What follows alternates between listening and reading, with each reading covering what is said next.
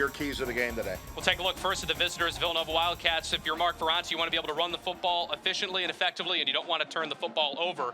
And then take a look at the home team, the Great Danes. You want to be able to help out Reese Poffenbarger, right? Don't try to have him do too much, which he's been guilty of doing at times this season. You want to be able to get big stops on defense in key situations if you're the Great Danes. Should be a good one. UAlbany comes in with a 2-2 record, all non-conference, and Villanova comes in 3-1, 1-0 in the CAA.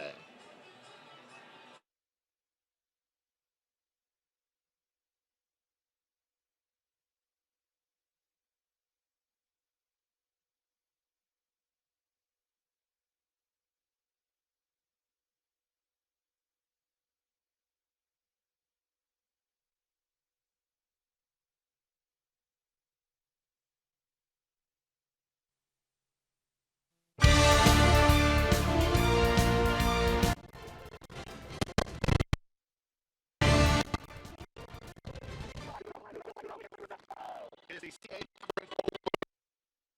CAA game for the University at Albany Great Danes on the home field here at Casey.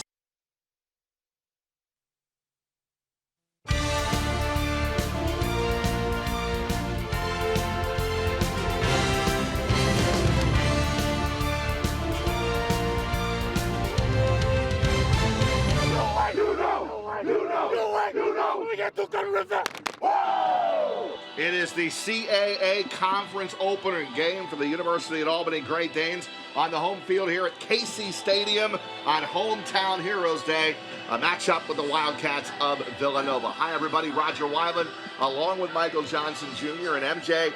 One of the storylines for both teams is how well they've been defensively this year going into this game. Yeah, absolutely. Good to be back with you, Raj, here too for us on the call. And yeah, it's night and day with this UAlbany Great Danes defense. They've been very good so far, 2-2 overall, and defensively led by Dylan Kelly. They've been able to make a lot of key plays this season. All right, let's talk about Villanova and who to watch for defensively today. First, we'll start with number 35, Brendan Bell. Raj, coming off a good game on the road at Rhode Island, 17 tackles on the year, 1.5 sacks, 4.5 tackles for loss. Preseason All-American, the linebacker, number 35 for the Wildcats. Yeah, he and Hartzell both outstanding. And then UAlbany up front off the defensive line have been really good all season long. Yeah, led by Anton Junkaj, no other than number 4. He had 4 sacks in the last time they were home here a month ago against Fordham, 7 sacks on the year, 19 tackles, and 8.5 of those tackles coming for a loss. Junkaj has been one of the mainstays of the defensive line, and they bring all 4 guys back this year. All right, let's get to your keys to the game today. We'll take a look first at the visitors, Villanova Wildcats. If you're Mark Ferranti, you want to be able to run the football efficiently and effectively, and you don't want to turn the football over. And then take a look at the home team, the Great Danes. You want to be able to help out Reese Poffenbarger, right? Don't try to have him do too much,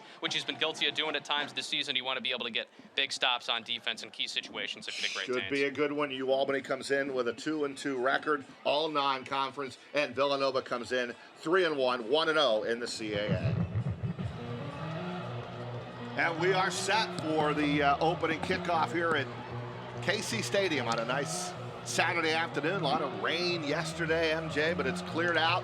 Get a great, terrific crowd. Hometown Heroes Day, honoring the military and first responders. And we'll see which team can get out of the gate quickly here. UAlbany coming off a double overtime win on the road at Morgan State in rough conditions, a ton of rain last Saturday, and winds and the remnants of the hurricane, right? Battle through the elements. It certainly did. And then Villanova had a very impressive 35-9 win at home against Rhode Island to open up CAA conference play. This is a Villanova Wildcats team, Raj, that has outscored opponents in the first half through their first 4 games, 80-13. So they like to get out to fast starts. But this UAlbany defense has been very good, right? They showed it against Morgan State, holding them to 7 points for almost the entire game. They've been able to get a lot of turnovers. They've been aggressive. Can they slow down this dangerous attack that we're going to talk about with Connor Watkins and Rayshawn Pringle? So Villanova will receive the opening kickoff. Sean Hogan, a grad student from Glens Falls, right here in the Capital Region, will kick off for UAlbany. Special teams have been a strong point, both in the kicking game and in the punting game. And the same can be said for Villanova, who beat UAlbany last year on a last-second field goal as time expired. And taking the ball at the 1 and bringing it out over the 20-25 and out of bounds at the 29 on the return. And we're going to say a lot of this young man's name. That is T.D. Iodurojaye. How about that? Yeah. From Damascus, Maryland, and he'll return kicks. He'll also be a part of the running game. Back. But it's the quarterback, Connor Watkins, fifth year grad student out of Williamsport, Pennsylvania, that runs this show. 6'3", 225 pounds, and he can do it through the air, and he can do it on the ground. Yeah, he leads the entire nation in the FCS in both passing yards per attempt, just over 10 yards, and passing yards per completion, about just over 19. So UAlbany's going to have their hands full, but the defense, I'm sure, can handle it. UAlbany's defense has been absolutely terrific. And right away, who gets in there? He was outstanding last week, Ori John Charles. And I know for years we've been calling him Ori Jean. I finally realized when he came in to do the coaching show for the TV show with Greg Cattuso, he said, my name is Ori John, not Ori Jean. And I don't know how many times we've called him Ori Jean. It's Ori John. Yeah, and already making a statement, blowing it up. Yes, he blew that up in a loss of 5, so it's 2nd down and 15. 2 receivers far side left, 1 near side right. And the handoff. Simon missed the tackle, and into the open field across the 40 to the 42 goes D. Will Barley, the 5th-year senior. And a big gain there for a 1st down. Let's meet our sideline reporter for today, Maddie Jones, down on the field. Maddie? Watkins is coming off a fantastic victory against the then number 17 ranked URI, where he tallied a career-high 3 touchdowns. Watkins is clearly comfortable going the distance himself, as over half his touchdowns have come from rushing, with 6 totaled out of his overall 10. The quarterback has also shown he can excel in all areas, leading the nation in both passing yards per attempt and completion. He'll be looking to continue Villanova's 1-0 record in the CAA this afternoon. All right, thank you, Maddie. And both quarterbacks are outstanding. Reese Poffenbarger and Connor Watkins. 2nd down. And about 6 to go for the first at the 48-yard line. First drive of the game. And they run it to the left for a 1st down. And that is TD. Io Durojaye, and the tackle on the play by Jalil Johnson. But that's good enough for a 1st down, and they'll move the sticks into UAlbany territory. Yeah, already after a nice play by Ori John Charles to blow it up, then the run to Barlow sets up some good field position here for the Wildcats. And we said we were going to say Durojaye's name quite a bit, whether he's returning kicks or he's the lead back, number 1 for the Wildcats. He can do it all. We just had to practice the name over and over again to make sure we got it right. So far, so good. 1st and 10 at the 44. Quick pass by Watkins, and that looked like it hit the turf, and it's incomplete. The intended receiver was Jaron Hayek, another 5th-year guy. And as I went through and did my prep work for this game, I came across, MJ, a lot of 5th-year and 6th-year guys on this Villanova team. Yeah, quarterback Connor Watkins, right? Hayek, and you've got his go-to guy who we're going to see a lot of, number 19, Rajon Pringle. A matchup I'm interested to see is number 1 for the Great Danes and that of Amir Hall. Is he going to be matched up against Pringle the entire game? Is he going to stay to one sideline? That's a key kind of one-on-one matchup within the game to look for, as right now Pringle's matched up away from Hall on our near sideline here. All right, they're at the 44-yard line of UAlbany here in the opening quarter. 2nd down and 10. 3 wide receiver set, 2 far side left, 1 near side right. And the pitch coming to the near side, and down at the 40-yard line is Durojaye. Good pursuit by the Great Danes, and the first to get him is Dylan Kelly, number 42, the leading tackler on this UAlbany defense. Who else but Dylan Kelly, right, Raj? He's everywhere with this team, leading tackler. That'll be tackle, number 50 on the year already through 4 games, 4+ games. He is extremely impressive. He's aggressive. He knows how to track the ball through the air or track the ball carrier. 3rd and 5 on the opening drive for Villanova at the 39 of UAlbany. Trips to the left. Shotgun for Connor Watkins. Back to throw, dumps it off to the running back for a 1st down, and that is Durojaye again. And he's been very active, and he's got a Villanova 1st down to the near side of the field. Also very good at making guys miss in the open field, Raj. As we take another look here, you know, Ori John Charles is right there. Good pursuit, right there, one-on-one. Durojaye makes him miss, gets the 1st down, moves the chains for the Wildcats. Good opening drive here. Yeah, Larry Walker Jr., the veteran at defensive back, pushes him out of bounds. But the ball at the 31 of UAlbany here, opening drive. 4 wide receiver set for Watkins. Hands the football up, straight up the middle. And that's Will Barley again on the run, and Dylan Kelly with the tackle, and positive yards again, whether it be through the air or on the ground on this drive. Yeah, after that first play where it was 5 yards backwards, positive yards every single play for the Wildcats. They keep matriculating that ball down the field to now into field goal range and getting closer to the red zone. But again, UAlbany's had very good and efficient red zone defense all year. The 20-yard line in, they seem to play their best defense of the game, Raj. 1st and 10 at the UAlbany 26-yard line. Slot left, 2 receivers far side right. For Watkins, fakes the handoff. He's going in the left corner of the end zone. Good coverage by Isaac Duffy. And that will be an incomplete pass. It'll bring up 2nd down. The intended receiver was, I think it was 88, the tight end. Yeah, almost a little bit of a fade route there, Raj. And Isaac Duffy, step, good coverage, turns that head around. That's perfect right there. Nothing there, well defended. And the 88, the tight end is Antonio Johnson, 6'4" sophomore. Now, big 3rd down here for both teams, right? Villanova on a great-looking drive, and UAlbany wants to get a stop here in a 3rd and 6 from the Great Danes' 27-yard line. 2 in the backfield, 1 to the left and 1 to the right of Watkins, and a 3-wide receiver set. 3rd down and 6. Watkins back to throw, pressured over the middle, almost picked off. And that was Ori John Charles, who had it right in the midst and couldn't hang on. And A.J. Simon putting a lot of pressure on Watkins on that drive. Great pressure leads to a lot of times turnovers, and UAlbany almost had one there. Villanova very fortunate. Ori Jean Charles doesn't take that. It has the ability to go the other way. As we take another look, Simon hits Watkins, and it's a little behind John Charles, but he almost made that pick and went the other way. So they'll spot the ball at the 34. So the 44-yard field goal from Mercurio. Matthew Mercurio, who's kicked 1 field goal this year of 37 yards, and it was good. And this one is on its way, and it is good.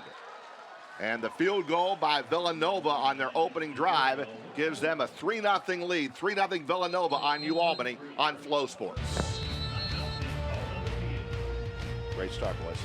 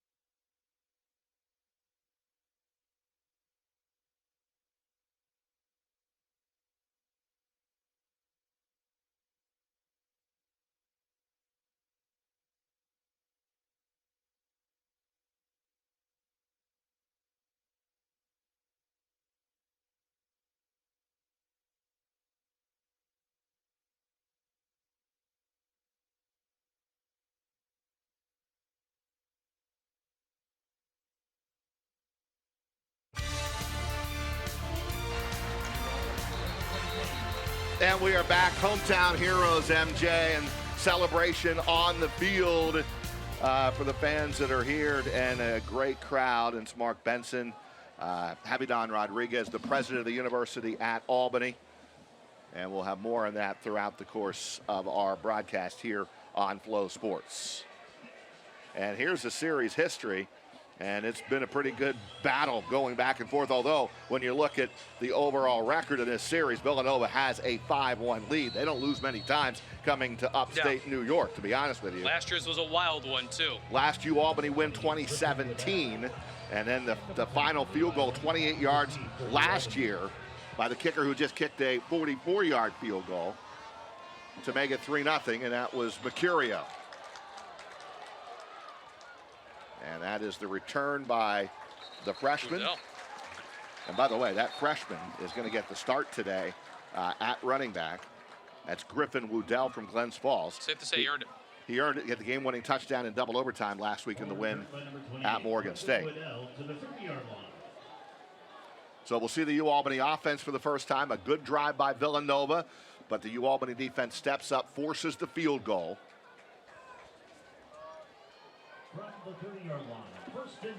And it's 1st and 10 for UAlbany. They'll start at their own 30-yard line with Reese Poffenbarger at quarterback, the sophomore from Middletown, Maryland. Shotgun formation, fakes the handoff. He's going right to the air, pressured, gets away, doesn't get away, throws it away as he was about to be sacked. And the pressure was coming from the defensive end. That was Jake Reichwein, fifth-year senior, 6'3", 265 pounds, with heavy pressure on Reese Poffenbarger, and he throws it away. It'll bring up 2nd down. Let's go down to the field to Matty Jones.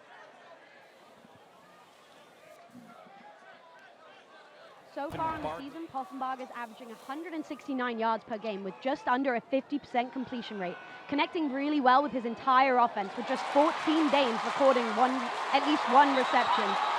Poffenbarger has totaled 7 passing touchdowns and 676 passing yards. His speed has also been displayed from his 2 long touchdown rushes, which totaled 95 yards.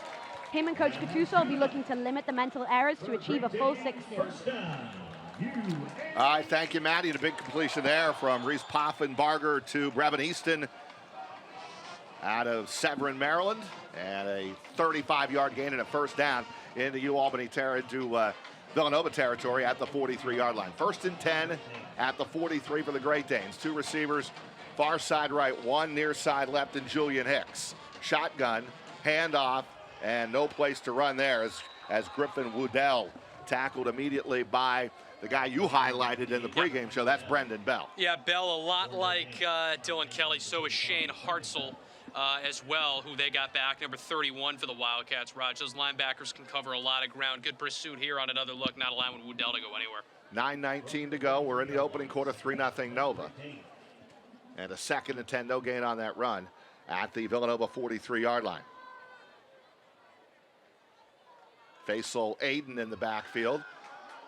And a run by Poffenbarger to the near side, picks up a couple, and you're looking at 3rd down and long, and Shane Hartzell, the other half of that really good linebacking duo, makes the solo tackle. Yeah, we're going to be calling their names a lot tonight, Roger. A design run here for Poffenbarger on the left side of the field, and if only Will Murata had 2 guys to block. If it was 1, it would have been a nice block made, and Reese could have gained some more yards. And let's point out, 2 freshmen starting up front in the offensive line, and at center, Sean Duggery making his first start of the season and replacing the injured Scotty Hausman, the veteran, the grad student.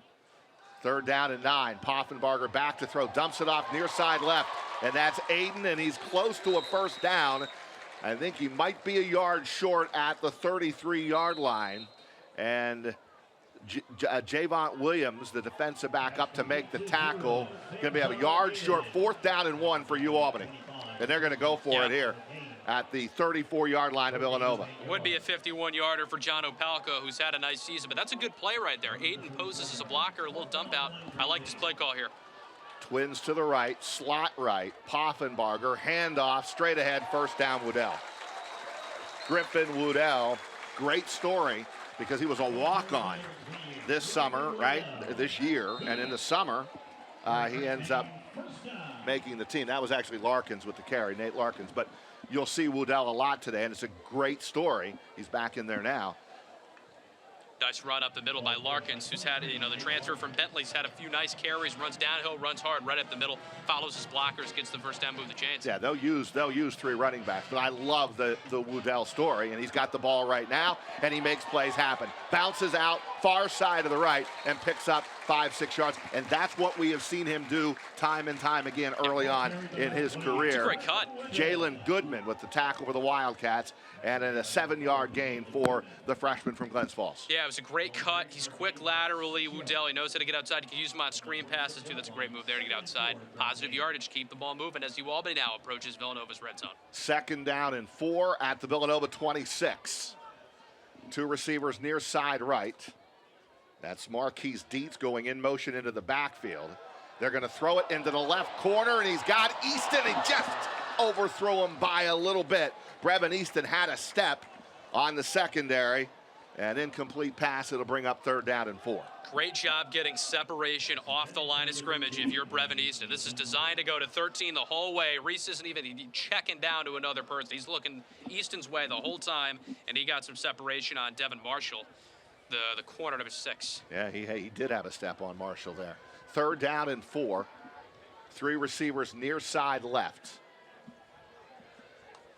The tight end goes in motion. Woodell has the carry, and I don't think he has the 1st down. Maybe 2 yards. It's going to be 4th down again. Now let's see with a little closer if Greg Cattuso is going to try to get the points on the board here, or is he going to go for it on, it looks like about 4th down and 2, and I think this is the right call. Yep. I think you get the points here to tie this game up at 3-3. Yep, about a 42-yarder or so for Opalco at the 25. I like this play call here. Get the points tied up. Pretty solid opening drive, being able to move the ball. Pastula will hold at the 32. A 42-yard field goal from John Opalco, who's only had 1 missed field goal all year. He's been rock solid. Snap is good. Hold is good. Kick is on its way, and it is good. 42 yards, so a 44-yarder from Villanova answered by a 42-yarder from UAlbany. And with 6:01 to go in the opening quarter, we are tied at 3 on Flow Sports.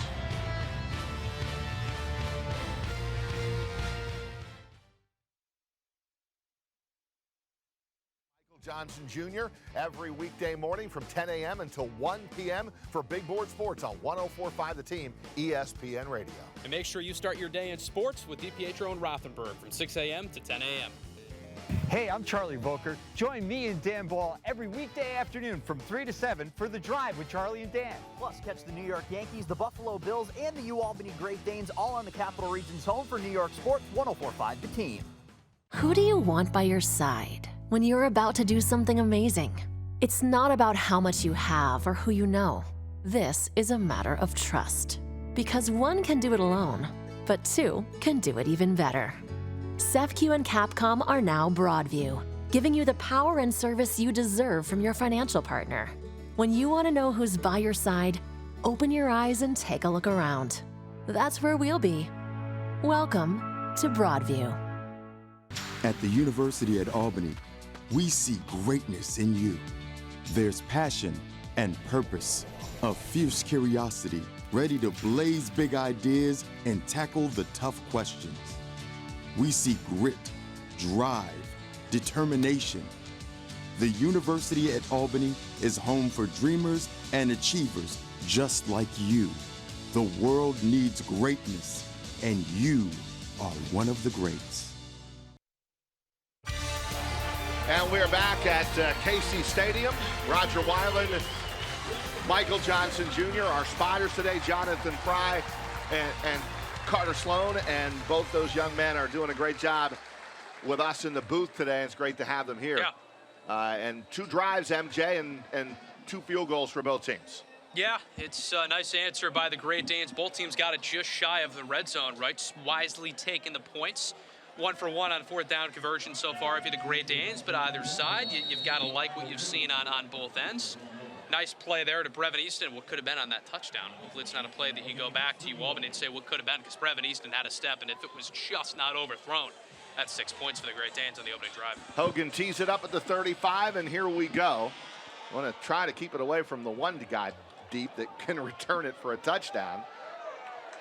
And a penalty flag is thrown. They're going to get that number 1 guy, TD Io Durojaye, with, I believe, a penalty here, if I'm not mistaken, on a block. And that was Jalen Sanchez on the return. And he gets tackled at the 23. We'll see what the flag is. During the return, illegal block in the back. Return team, number 44. 10-yard penalty, 1st down. All right, so that is Richie Kimmel. Richie Kimmel, illegal block. He's going to push the ball back or check that. That's the Richie Kimmel for Villanova with the block, illegal block. The tackle was by Dylan Kelly. Penalty on Villanova, so they'll start 1st and 10 at their own 14-yard line.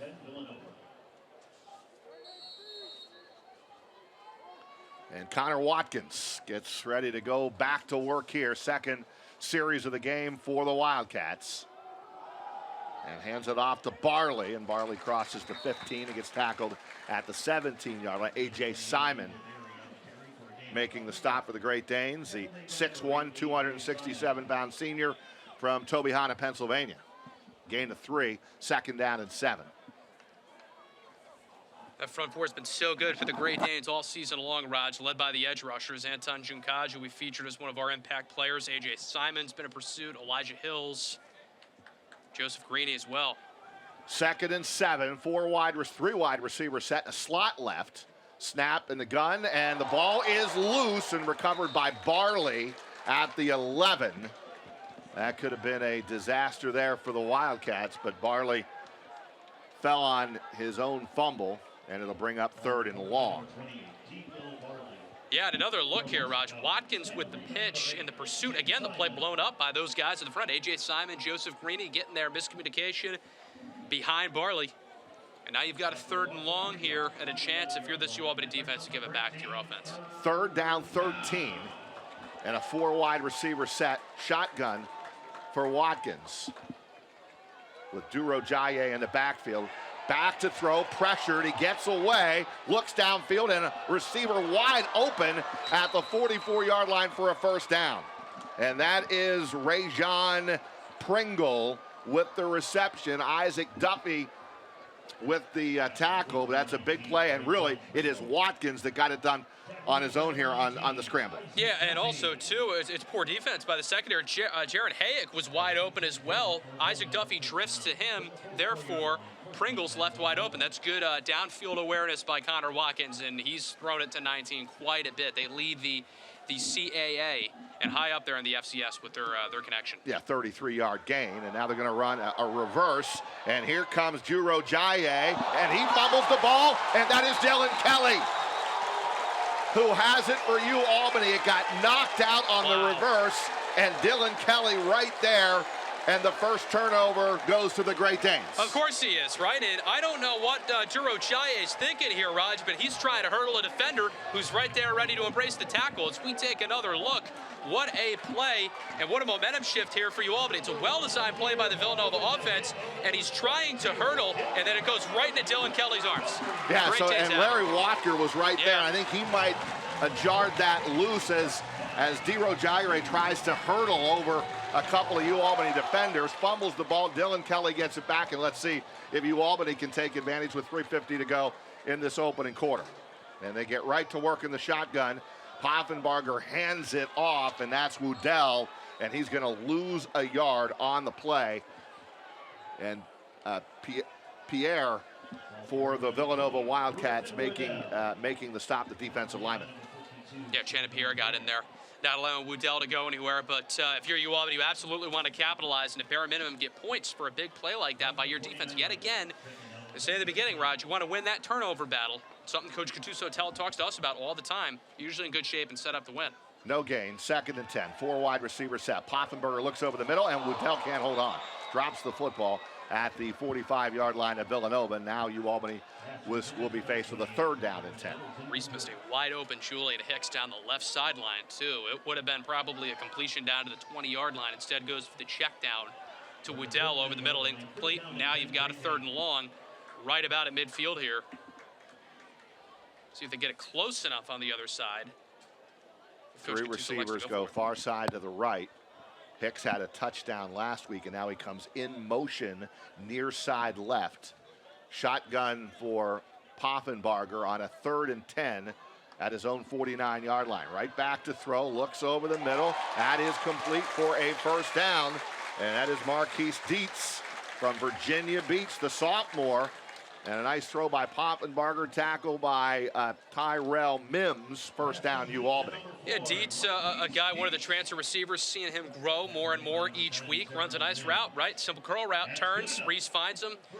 Gets enough for the 1st down. That's a nice, well-designed play and a good throw by Reese Poffenbarger. Yeah, 13-yard pickup to the 39 of Villanova, and a 1st and 10 for UAlbany. Late stages of the opening quarter. Poffenbarger back to throw. The blitz was coming. He rolls away near side, throws downfield. It's incomplete at the 30-yard line, intended for Brevin Easton.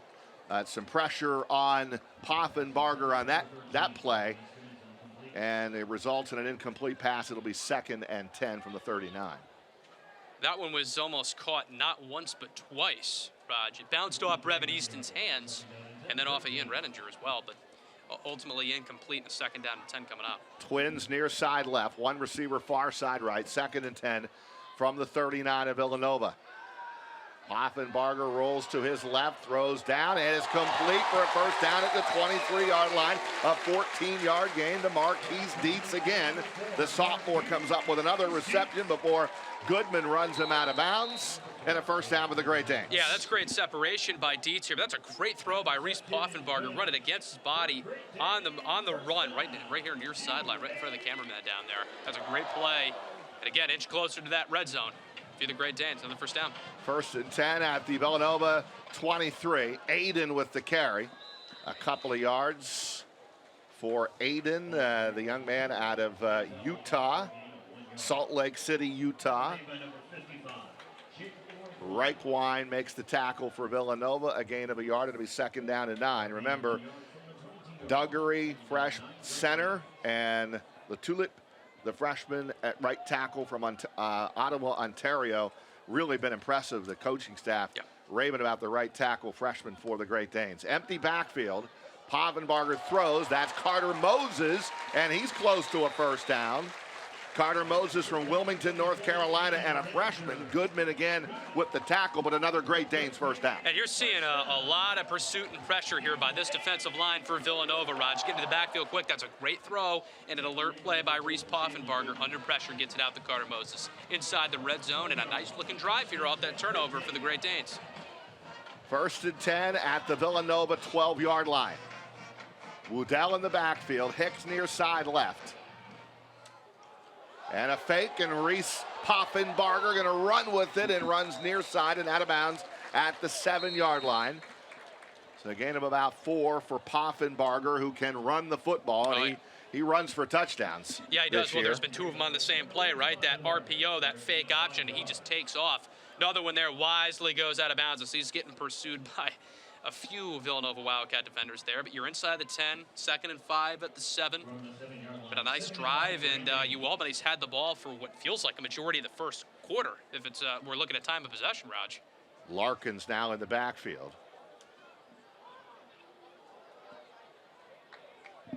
Second and 5 at the 7. Poffenbarger looking, throwing, and throws it away. He was pressured, nobody open. The intended receiver was Ian Renninger. It's an incomplete pass. It'll be 3rd down. Yeah, that one was a rush throw. Again, Villanova's got some relentless pressure on the football right now by some of their guys on the defensive line. Camden Gagnon, Jake Green, and to name a few, putting some pressure on the quarterback. Yeah, Camden Gagnon, very good at defensive end, a 5th-year senior, 6'4", 270. 3rd and 5 at the 7-yard line. Poffenbarger has plenty of time, throws complete, and that's a touchdown. That is Julian Hicks, who had a touchdown a week ago, and Hicks has the touchdown reception from Poffenbarger, and UAlbany extends out to a 9-3 lead. Safe to say that slow start for Julian Hicks is over. Huh, Raj? 2 straight games with a touchdown. Nice route in the corner of the end zone. Another look. A lot of time. How about the offensive line blocking for Reese on this play? He's got a solid 4 seconds before he releases his football. Beautiful strike. And 6 points for the Great Danes. Opalco on for the point after conversion. And they've made it a theme this week in practice to pump up Julian Hicks, the grad student from Akron, Ohio, who has been struggling a little bit this year until last week. We saw Julian Hicks step up, and they're hoping that that can carry on for the rest of the season, and certainly carried over into today's game as UAlbany on the extra point with 6 seconds to go in the opening quarter takes a 10-3 lead. Nice looking drive there. Overall, what a strike again, corner of the end zone. And we know Reese Poffenbarger's not afraid to spread it out, right? We heard Matty Jones that are open. 14 different guys have receptions this year for UAlbany, Raj. And good drive off that turnover where Villanova was moving the ball, and then Dylan Kelly, it winds up in his hands off the hurdle. We got ourselves a 10-3 game. Good start for the Great Danes at home here on Hometown Heroes game. They take advantage of the turnover. and get points on the board. 10-3 UAlbany is 6 seconds to go in this opening quarter. Villanova comes in ranked 16th in the latest FCS polls. UAlbany getting votes, feel like they belong in that top 20, top 25. A win here would help that. A win here would put them in the polls, in the top 20, I bet. And the kickoff, and there he is. He's loose, still on his feet.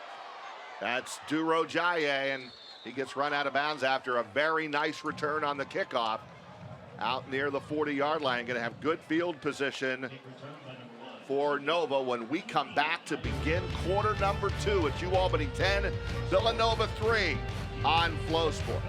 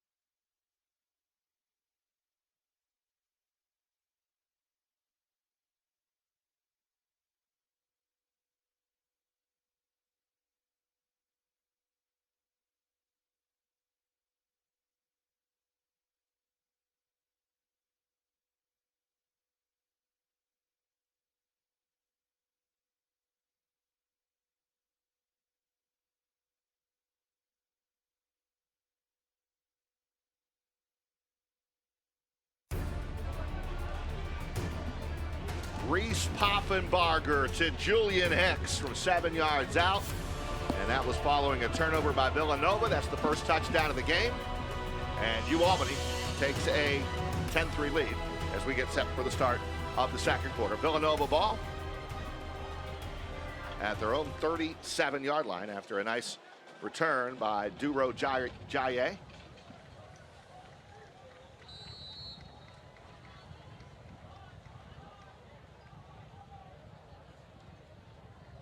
Watkins at quarterback in the gun. Slot left.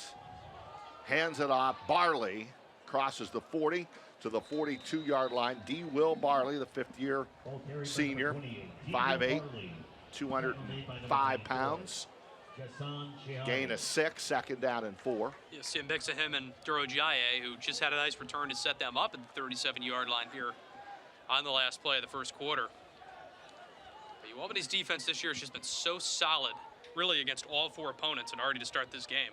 Twins far side to the right. Slot right, second down 4.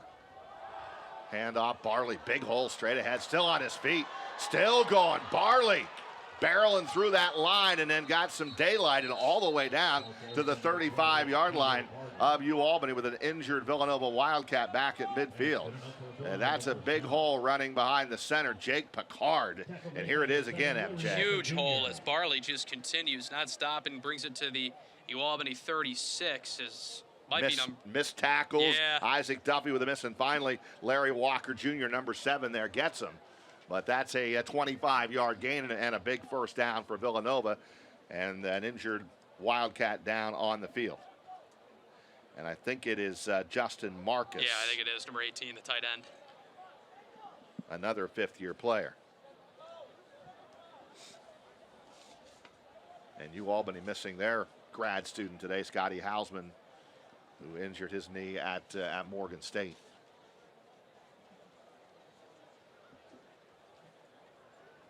UAlbany at Towson next week. And for Villanova, they go to North Carolina A&T, if I'm reading their schedule correctly.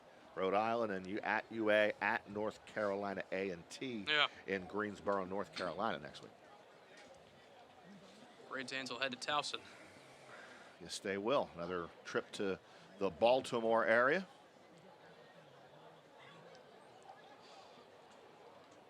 I wonder if Marcus was blocking on this play. Didn't see from the replay what the injury was, but he's been down for a bit here. Yeah.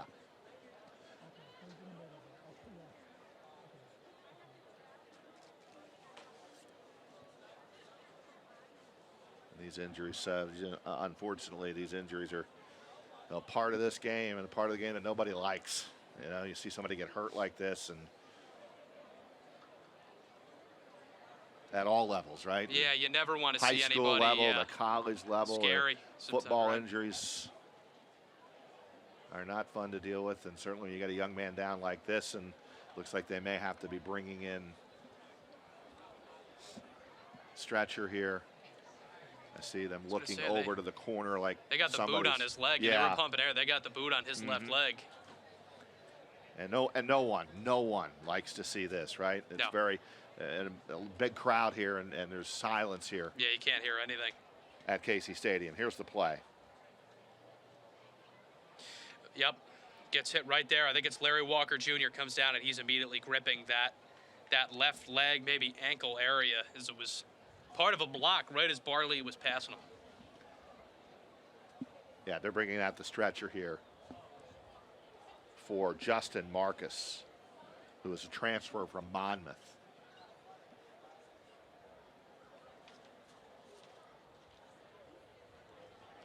See Jay Geiger, the UAlbany trainer, and some of his staff out to also assist here. Very unfortunate to see this. It is. You absolutely hate to see this. Like you said, Raj, it was well said. At any level, you know, Marcus clearly in some pain. Helmet's now off. Medical staff on both teams helping out.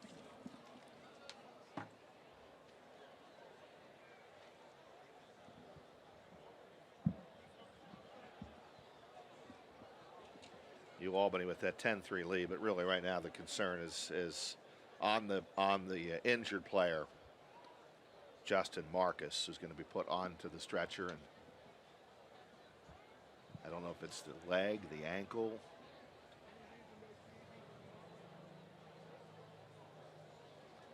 But whatever it is, his day is going to be over. Now you see the Villanova players coming out, knowing the severity of this injury, to gather around their teammate, and a nice round of applause as he is lifted up on the stretcher by this UAlbany crowd here today at Casey Stadium.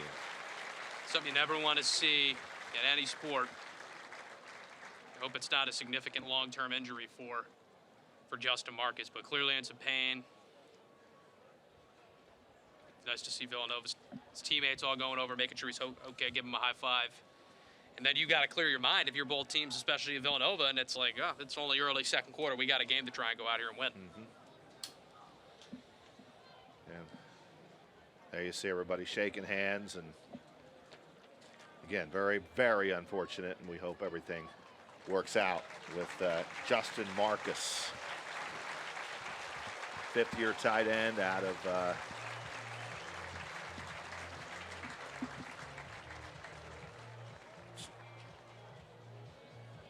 it's like Morganville, New Jersey, because he is a Monmouth transfer. Nothing but best wishes and speedy recovery. Yeah, absolutely. Whatever the extent of that injury is for that young man at Villanova. Hope he's okay, and like you said, Raj, swift and speedy recovery. Well, I'm sure his teammates said, hey, we got this one for you. Yep. We'll get this one for you, right? And that's normally how those things work. And right. Here comes Villanova. They've got it 1st and 10 after a big run by UAlbany. And they've got the ball at the 36-yard line of the Great Danes. We got a lot of time left as we're really just underway here in the second quarter. Slot left, 3 wide receiver set, 2 near side left for Connor Watkins. And Watkins fakes it. He's going to keep it himself and slide down at the 29-yard line. Good run by the Williamsport, Pennsylvania product. And he's got 4 touchdowns through the air. He's got 6 rushing touchdowns this season. The definition of a dual threat quarterback, Raj. He's been able to do it with his legs and with his arm. Watkins, fifth-year senior, has been extremely talented for this Villanova team. Has compiled a nice career with them. One of the true leaders on this team. And right there you see those design runs are common for this Villanova offense with him. 2nd down and 3 at the 29 of UAlbany. Watkins back to throw. He's pressured, and John Charles almost wrapped them up, and then Watkins got rid of the ball just before he was about to be sacked. And John, who had 11 tackles last week at Morgan State, back at it again on that play to try and wrap up Connor Watkins. It'll be a 3rd down. Risky, and that ball's almost picked by number 31, Jaleel Johnson.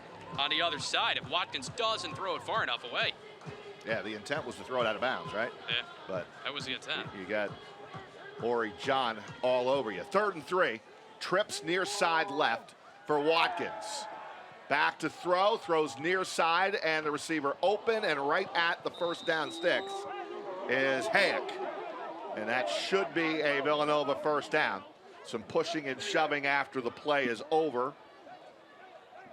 Michael Corby, 73, in there mixing it up a little bit for no, but that's a 1st down. Yeah. To the 23-yard line of the Great Danes in a 10-3 game. Villanova on a drive here to try to tie this game up. 12:48 to go in the second. 2 receivers far side right, 1 near side left. 2 in the backfield. Barley, another big hole up the middle. That's a 1st down to the 11-yard line. He's running right behind Jake Picard again. And you got Nick Torres at right guard and Michael Corby at left guard, and they're moving some guys around. I mean, every time Barley runs the ball up the middle, he's got nobody close to him, and there's a giant hole right up the middle.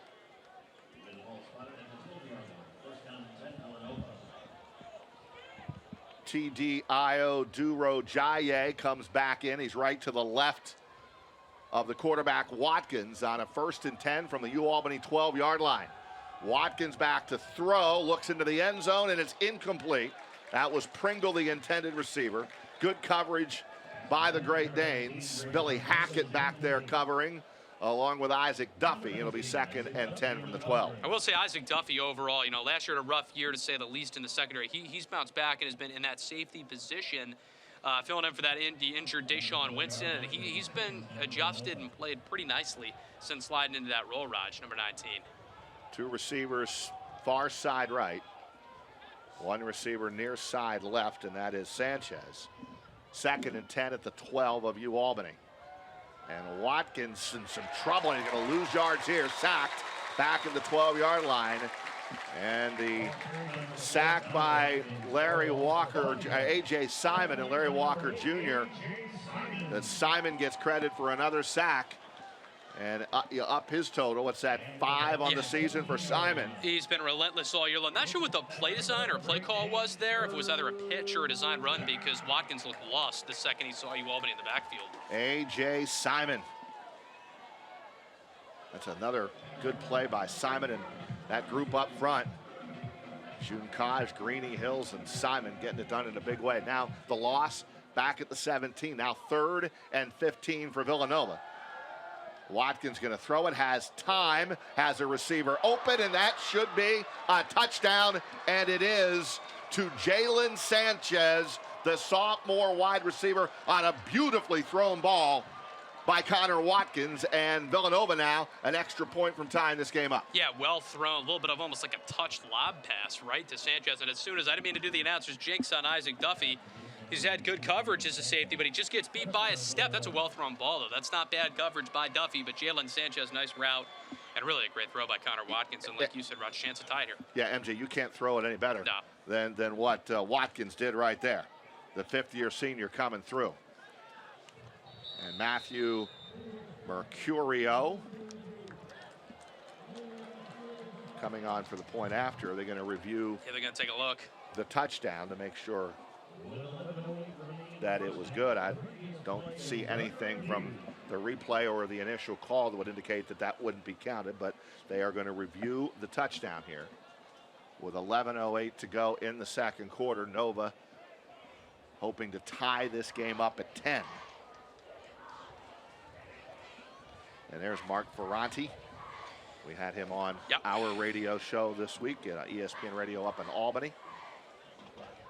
And he knew. He said, we were going to have a battle coming up to Casey Stadium. He's looking forward to it, looking forward to the big crowd and playing in front of this group at crowd at Casey Stadium. Here's one more look. Yeah, it's like a touchdown to me. Yeah, looking to see if he controlled it all the way through going to the ground. I don't think there's enough to overturn it. That's the thing when they're looking at it. It's to overturn the initial ruling, which was a touchdown. Probably going to stand here, Roger. Nice catch, but the throw was perfect. But even in tight coverage, that's in a sweet spot. Well thrown ball by Connor Watkins.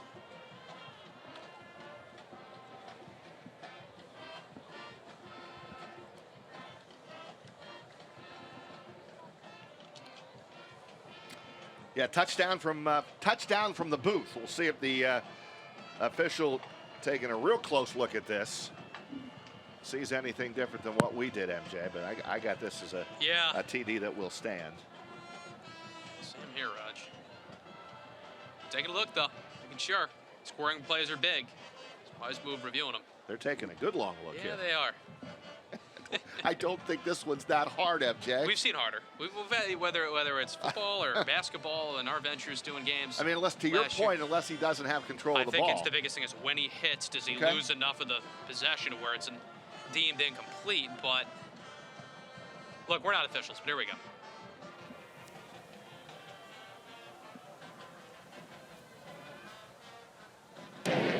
After further review, the ruling on the field stands.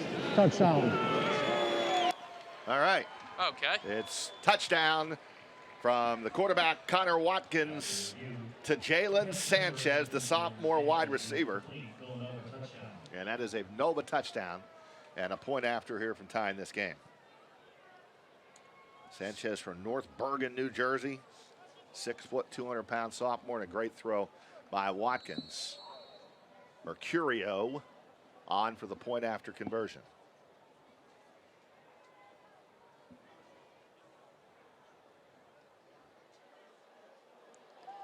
Snap good, hold not so good. Mercurio does get it through. That hold wasn't great, but Mercurio bails everybody out, makes the extra point, and with 11:08 to go in the second quarter, we're tied at 10 on FloSports.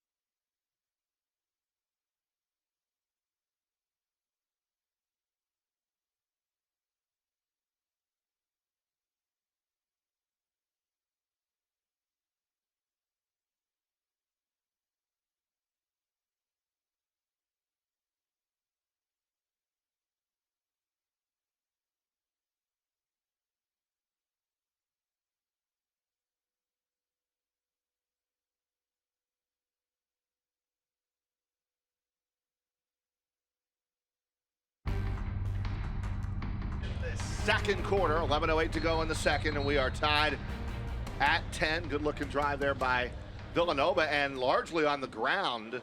I know it was a touchdown pass, but UAlbany had a good chunk of that. The fifth-year senior, 5'8", 205 pounds, just running behind Jake Picard up front, his center. Yeah. Got ourselves a good game so far, Raj, like we kind of expected, right? Last year's was a good one at Villanova. This year, got UAlbany defense, much improved. Shown it so far through the first 4 games. And now starting off conference play with a good one. See what the offense can do. Nate Fondacaro will kick off for Villanova from the 35. And this will be Woodell coming down at the 4. Brings it up the right side, crosses the 20, and is run out of bounds at the 25-yard line by Conrad Perry. And Reese Poffenbarger and the UAlbany offense with 11:03 to go in the second will get another crack at this here in the first half as we are all tied at 10 apiece. Been able to move the ball so far efficiently against this defense. Reese has looked solid through the air. First and 10 at the 24. 2 receivers go far side left. 1 receiver's near side right. Poffenbarger hands it off on first down. That's Larkins, far side with some room. Penalty flag down in the area of holding. That's going to come back. Yeah, I was going to say good blocking, but most likely you would think this is a hold coming back 10 yards. Isn't that almost guaranteed? You see somebody Pretty running much. for a first Yeah, down, it's going to be hold. especially on the outside, yep. Very common. We've watched enough football over the have. years that's almost a guaranteed hold. When they throw it that quickly. Holding. 4 on the offense. Right. 10-yard penalty. Replay. First down. You got an idea what we're talking about. Marquise Dietz. Was one of the last blockers there, blocking for Larkins on the sweep to the far side. And that was one area where Greg Gattuso did say, great win on the road last week with all the bad weather they had, but too many penalties, got to clean that up, and got one there, the hold. Now first and 16 back at the 18-yard line for Poffenbarger. In the shotgun, 2 wide receiver set, 1 near side, 1 far side. Back to throw, pressured, rolls out, still running from pressure, now gets out of bounds at about the 20-yard line. Gain of maybe 4 yards, and now UAlbany with a second down and long coming up. Good pressure by Villanova, forcing Poffenbarger out of the pocket, and nobody open downfield. Yeah, no, nobody there. Reese tried to extend it as long as he could, and per usual, just able to run and scramble and give yourself a few positive yards. It's the wise thing to do. Well covered, good coverage downfield by Villanova. Nowhere for Reese to go with the football. Second down and 14 from their own 20. 3 wide receiver set. Poffenbarger in the shotgun back at the 15. Takes the snap. Gonna throw it near side left. It's incomplete, and a penalty flag comes in, and that's gonna be pass interference as Levi Wentz was the intended receiver. It's Isis Waxter. Yeah, the Ice. They call him Ice. Yeah. Isis Waxter is he's a senior. Pass interference. 25 defense. Ball be placed spot of the foul. So not him. First down. Christian Sapp. Okay. Christian Sapp. Well, it was Ice who was guarding Yeah, it was. Wentz, but okay. Maybe wrong number. Who knows? But PI, either way. That's an automatic first down. Yeah. Inside 10 minutes to go, and UAlbany at the 31-yard line. Handoff Larkins, no place to run there. Hit right about at the line of scrimmage. And Richie Kimmel will give him credit for the tackle. Gonna lose a little bit on that play. Second down and 11. Tackle made by number 44, Richie Kimmel.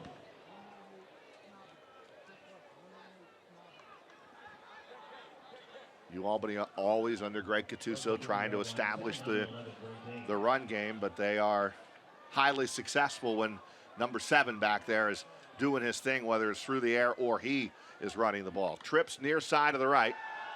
Poffenbarger looks over the middle, and it's complete. That's Birdie at a first down to the 43-yard line. Well thrown ball, and Caden Birdie, the Marshall transfer out of Marlton, New Jersey, and a sophomore has a Great Danes first down. That's just a great throw, great strike from Reese Poffenbarger on the play action. Slant over the middle, bullet right to Caden Birdie in motion. Extends it for another first down. And Trin with the tackle. 1st and 10 at the 43. Hand off Woodell off the right side and a hole, and he gets out to the 44, 45-yard line of Villanova. That is a 12-yard gain, and that is a first down by the freshman. Tackle on the play by Jalen Goodman, but they'll move the sticks for UAlbany into Villanova territory with 8:30 to go in the second quarter. Hard not to like and root for a guy like Griffin Woodell. We know the story, but how hard he works, how hard he runs the football.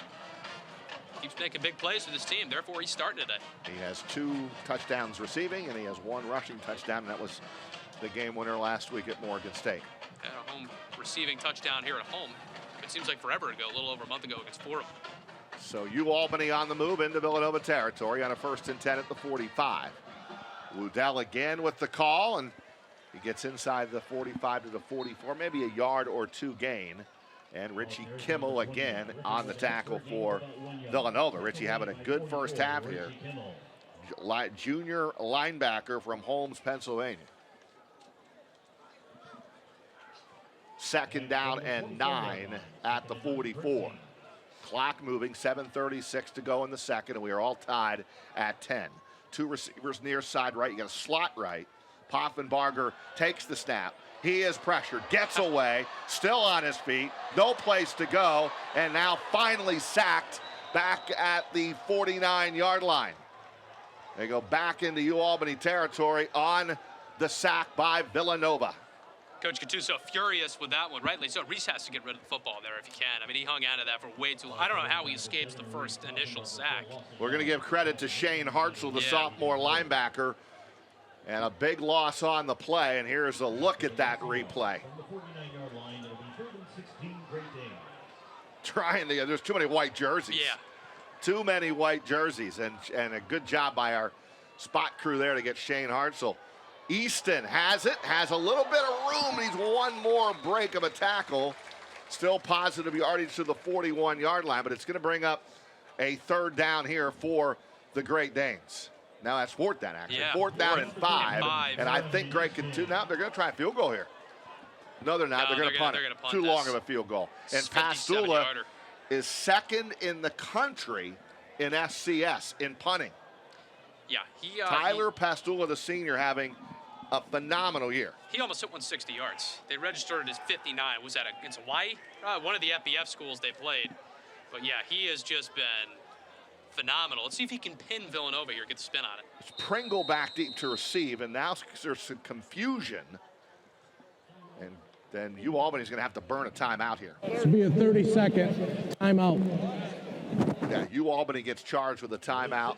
6:01 to go, tie game at 10.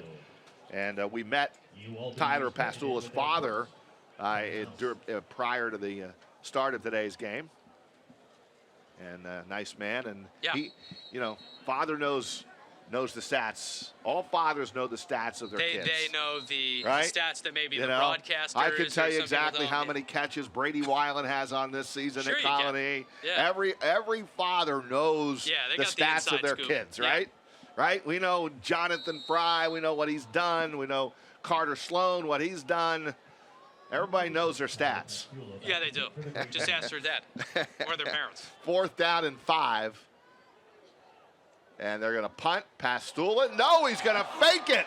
Throw it. Birdie. And that is going to be knocked down by Pringle. So a little fake call, and Pastula tried to throw a touchdown pass to Caden Birdie. Almost. And it didn't work out as planned. All right, 5:55 to go. We've got a timeout. We're all tied at 10 on Flow Sports.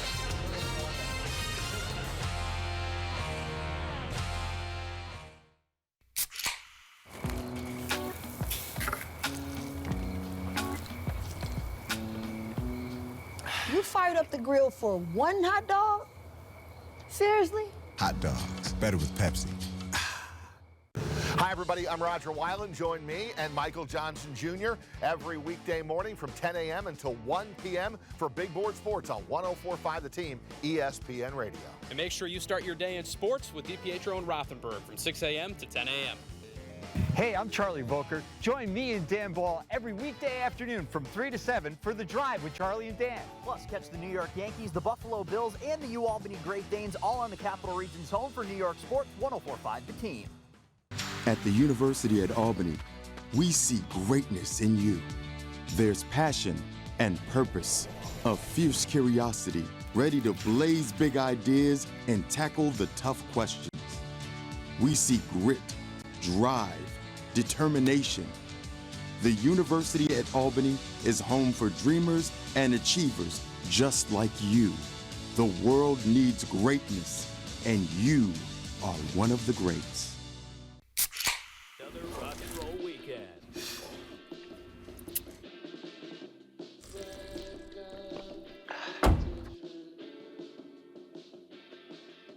Burgers, better with Pepsi.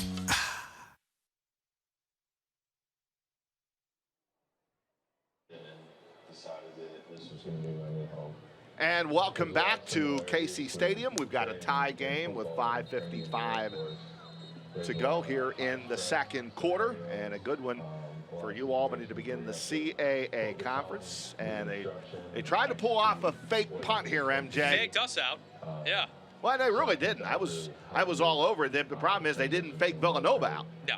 No, that ball's either intercepted or it's not going to be thrown or completed down the sideline there to Birdie. So, worth the shot sometimes to try to catch off the defense off guard, but nonetheless, Villanova starts their own 40.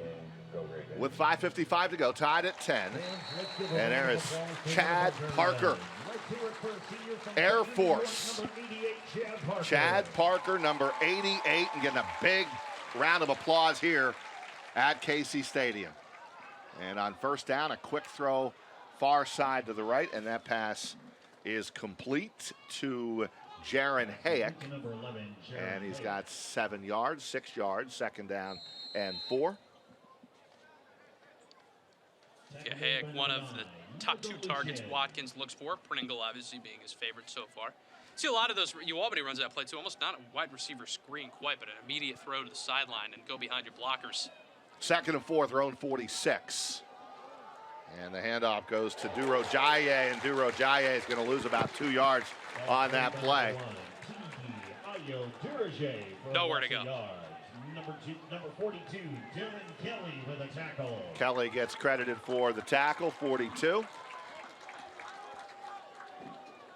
And it's third down and 5 for Villanova. UAlbany looking to get a big stop here and get the ball back with a couple of timeouts left and still a decent amount of time left in the second quarter. Trips near side left. Watkins back to throw. Looks over the middle, threw it behind Pringle with Billy Hackett covering. That would have been a first down. And if it had been on the other side of him, there was room to run on the far side of the field. That pass was a little bit behind him, and it falls incomplete, and they're going to have to punt the ball. Yeah, that is a big defensive stop. Villanova's got it near midfield, ball thrown behind, well covered by Bill Hackett. Now UAlbany, right after having to punt the ball around the fake punt, gets the ball right back with 4:51 to go here in the first half. So Nate Fondacaro will punt from his 30-yard line. UAlbany, not a big rush. It's a nice punt. Sailing over the head and is going to bounce, and are they going to get this before it goes into the end zone? No. Nearly. Caden Birdie just left it go, called for the fair catch, and just moved up and watched that ball sail over his head. And almost was a brilliant punt down at the 1-yard line, but not quite. Almost stopped it. Number 1, look at him right here. Yeah, chasing watch how close after this is. Right there, and he just can't get it. If he knocks that back without stepping on the pylon there, the entrance to the end zone, then he's, you're looking at the ball being at your own 1-yard line if you're the Great Danes. Instead, you're at your 20, much more comfortable. All right, so no return, and now first and 10 for the UAlbany offense at their own 20. Reese Poffenbarger with a 3 wide receiver set, 2 near side of the right. And he's looking right, and he's throwing near side right, and it's incomplete. Brevin Easton, I think he had his hands on the football at the 33, but very good coverage on the play by Devon Marshall. And I believe that was Ty Trin. Yeah. 6 and 9 converging. Trin gave him a good hit right there. Easton ran a nice route. That was almost triple coverage. Trin hit him right after the ball hit his hands. Tough one to bring down for Brevin Easton. 2nd 10 at the 20. Twins near side of the right. Shotgun formation. Woodell in the backfield. And he likes to catch the ball going out of the backfield, and that's what he does there. That's a nice tackle. Otherwise, Woodell has a first down, and a very good play by Mims there. That would have been a first down. Had it not been for Mims with that ankle tackle, that would have been a first down. Now you're looking at a 3rd and 3 for the Great Danes at their own 27. I mean, he could go up to midfield. There's nobody there. If Mims doesn't make that open field tackle, Raj, I mean, there's nobody past Mims. As we take another look, right? Either it's a screen or a check down. He's got a lot of space, probably another 15 yards, Woodell does. 3 receivers near side right. And Poffin Barger puts one right on the money for a first down to Brevin Easton at the 33-yard line. All right, so that's the definition of threading the needle. Brevin Easton, I mean, through 2 defenders right in the sweet spot and a first down for, I don't know how this pass even gets completed as we take another look. Bullet An absolute throw. bullet in a perfect spot. And Christian Sapp with the tackle for Villanova. But a first down for UAlbany. Now 3:33 to go. Says on the board that the UAlbany has 3 timeouts left. That's not correct. They have 2. They burned one already. 1st and 10 at their own 33. Trips to the left. Handoff. Woodell cuts near side to the right, trying to turn the corner, and does. And he crosses midfield. And he gets to the 49-yard line in a 20-yard gain by the freshman from Glens Falls and a first down for UAlbany. This dude, whether it's catching the ball out of the backfield or just running it right there up the middle, he's able to get outside again, quick first step, quick laterally, and now crossing midfield. Big gain for Woodell. In good field position, UAlbany continues to utilize some clock here and move the ball to try to grab the lead going into halftime. Shane Hartzell runs him out of bounds. Birdie goes in motion. They're going to throw it to Birdie. He was in motion on the play, catches the football, and still on his feet. Down the sideline on the far side of the field, and inside the 30 down to the 20-yard line, and that's a 25-yard gain and another UAlbany first down. And they're doing it right now with some big plays on the ground with Woodell, and now through the air there to Caden Birdie. And he gets a great block on the outside. Another look, simple pass out in the flat, and Marquise Dietz makes a great block to extend the play for another 10 yards. 2:22 to go. Tied at 10 here in the second quarter at KC Stadium. 3 receivers come near side of the right. Poffin Barger with Woodell right next to him in the backfield. Hicks far side left. Handoff, Woodell a hole up the middle and gets to the 26-yard line. Good blocking by the freshman center in Dean Duggery. 6'1", 305 pounds. From the 25-yard line, 2nd down and 5, Great Danes. 1:51 clock moving. And UAlbany trying to get some points on the board to take the lead going into halftime. Now we are tied at 10. Hicks comes near side to the right. Moses Carter in a slot now. Moses is going to go in motion. And they're going to give it to Woodell straight ahead. And he gets to the 22-yard line. He'll be short of a first down.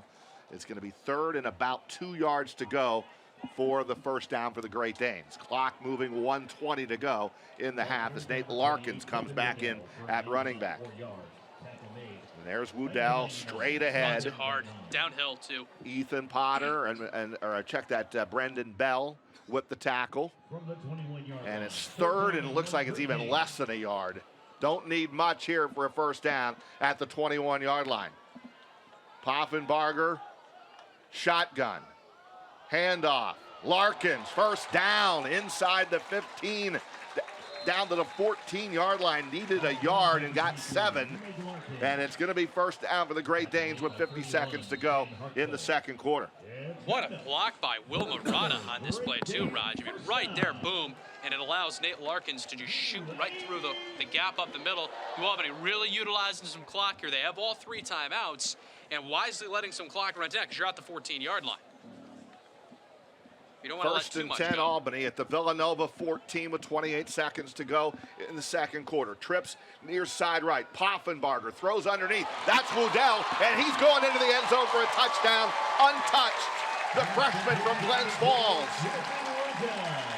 with his third receiving touchdown of the season to give UAlbany a 16-10 lead with 19 seconds to go in the second quarter. Woodell's been MVP of this Great Danes offense in the first half, without question. That looked eerily similar to the receiving touchdown he had against Fordham back here at Casey Stadium a little over a month ago. That is a great play, well designed, fakes the defense out looking over the middle. Reese looks and finds Woodell. What a drive. John Opalco on for the point after the hold by Tyler Pastula, and the kick is good. 19 seconds to go in the second, and UAlbany goes back on top of Villanova, 17-10. Great play, great drive. And Woodell, how many different times did he touch the ball on that drive? It had to have been at least 5 or 6. Yeah. A lot of carries right there. The reception there, and 2 receptions on the drive. Every time I see him touch the football, positive things seem to happen for that young man. Too, yeah. Whether it be out of the backfield with a catch or running the football. And hey, because of that, he earned his first start today. Obviously, they're still using Aiden and they're still using Larkins. So it's still a 3-prong running back attack. But yeah, Griffin Woodell, a bright future here at the University of Albany, only a freshman. Yeah, only a freshman, Raj. And was a walk-on. Right, it's a credible story. And he poses as a blocker on that touchdown reception that he breaks out at the end. Well, you can see why Greg Cattuso decided to give him the scholarship, Looking right? like the right move. Well-deserved, well-earned. All right, Sam Hogan from Glens Falls will kick off. And this is a short kick. It's going to hit at the 22-yard line and out of bounds at the 23. Smart play. Yeah. Want to keep the ball out of the hands of number 1 on these kickoff returns, right? Duro Jaye is not somebody you want to have ball in hands. He's dangerous. Look at that. Here it is. And once he turned the corner, wide open. Yep. And Griffin Woodell with the touchdown. Here's another look at it. Good job by the camera crew coming right at you on Flow Sports. Well-designed play. Jared Ambrose, offensive coordinator, deserves some credit here in the first half. Some nice plays have been drawn up here. Reese has had a rough last 2 games. Completion percentage is below 50%, but he looks comfortable back there in the pocket. Grab the offensive line, too. Great blocking. Good first half. 19 seconds to go. Handoff to Barley, and they're just going to run out the clock here and say we'll regroup going into halftime. They're not going to stop the clock. That probably is and will be your last play of the first half. The tackle by Junkaj to end the half. And a good first half. Entertaining first half for the Flow Sports audience, both for Villanova and for UAlbany. And hey, we've got a good one here in the CAA. 17-10 on Hometown Heroes Day, as we honor the military and first responders. And we'll do some of that coming up at halftime. We have Maddie Jones coming up at halftime as well. She has an interview with Grace Claxton. And we'll hear from head coach Greg Cattuso as well. And I'm sure Coach Cattuso will be happy. Offense is doing what he needs them to do, and the defense only giving up 10 points. Let's go down on the field here, and we see Maddie Jones Coach getting all lined up to talk to the head coach of the Great Danes in his 10th years, Maddie with Greg Cattuso. Maddie? Coach, it's been a struggle stopping the third down on both sides here. What's the biggest challenge they're presenting for your defense? I think a little smarter on a few things. We made a couple mistakes, especially on the touchdown they threw. But we're playing hard and physical. It's a good game. They're a good team, and we got a lead right now, and we get the football, so that's important. We get a score here in the second half. Yeah, you're going in against an amazing team in the FCS up in halftime. What's your message to the team to close out the game? I think the big thing is they recognize that we can play with these guys and we're better than them, and we need to go out and show it. Thanks, Coach. Back to you guys. All right, Maddie, thank you. And we're going to come back with more at halftime. We're tied at 10 on Flow Sports.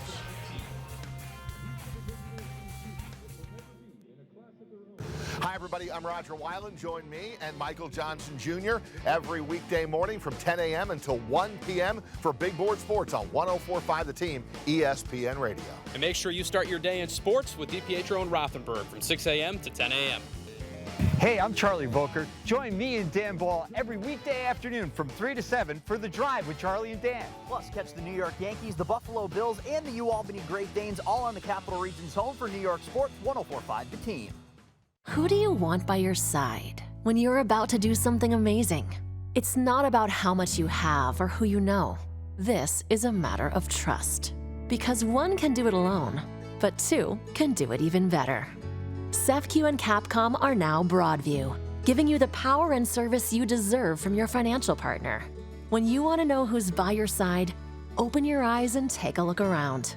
That's where we'll be. Welcome to Broadview. You get yourself to class. You show up for meetings, at home and at work. Your flex is making time for yourself and your community, no matter what. Soon, CDTA will introduce its biggest flex yet, with added mobility options that let you bike, scoot, and share. Wherever you go, however you choose to get there, you can count on CDTA. We're here to keep you safe and the region moving forward.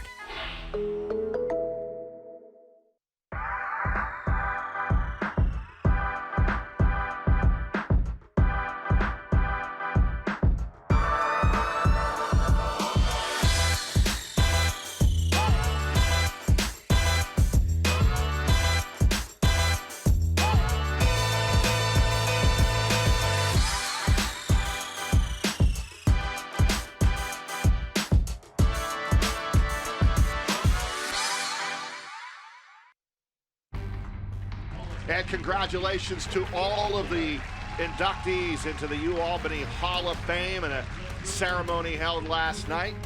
And they're being honored right now on the field here at halftime at KC Stadium, along with the Director of Athletics, Mark Benson. Great group going into the Athletic Hall of Fame here at the University at Albany. And they're watching the football team lead at halftime 17-10. Congratulations to all of them. All right, now it's time to introduce Maddie Jones, who earlier had a chance to speak with Grace Claxton. Maddie? Hi everyone, I'm Maddie Jones here with Grace Claxton. Grace, you had a fantastic career at UAlbany, record-breaking times all around, and was the first female athlete out of UAlbany to be an Olympian. What have you been up to since graduating? What are some of the highlights from you? So, hi everyone. So ever since graduated, I moved to Florida to continue my athletic career because, you know, it's a little warmer than Albany. And then, so after that, I qualified for Lima, Peru, which was in Lima. And it was a Pan American game. So that was a huge highlight after graduating in Albany. And then, you know, COVID hit, so the Olympic postponed a year after. Last season in 2022, you had your personal best in the 400-meter hurdles, a time 55.25 seconds, which is incredible. And then went to the World Championships.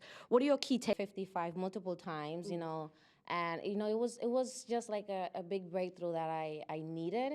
And then after that, for the upcoming year, you know, my biggest goal is to also qualify for the next Olympic, which is it's going to be in Paris, which will be my official second, you know, unofficially second Olympics. And yeah, you know, our goal is always to be better, run faster, do you know, breaking Puerto Rico national record, which is 55.03, and I'm right now I'm like 55.25. So it's just like a little lean, towards the line, and you know, gain more speed, you know, also like perfect the technique, the hurdle technique. You know, just a little. It's just a bunch of little things that can also be improved. That you know, it takes the perfect time, the perfect day, just to like get it all together. That's track and field. Well, it was so great catching up with you. it's been so lovely to have you back, and we wish you all the best of luck for next season. Yes, yes. I would like to bring out my little baby so you guys can see him. Yeah, of course. Bring Tyree out. He's probably napping now, but just to see the newest addition. Yep.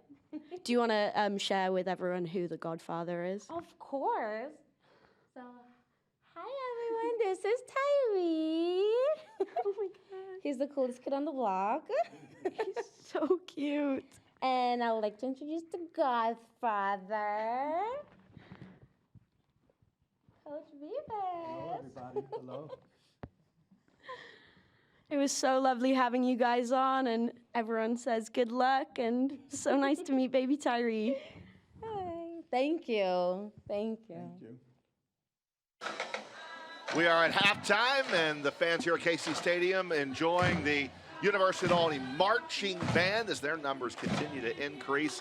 They're doing a great job with that band this season. And the football team, thanks to Reese Poffenbarger's 2 touchdowns, 12 of 19, 155 through the air, has a 17-10 lead at halftime in a CAA conference game against Villanova.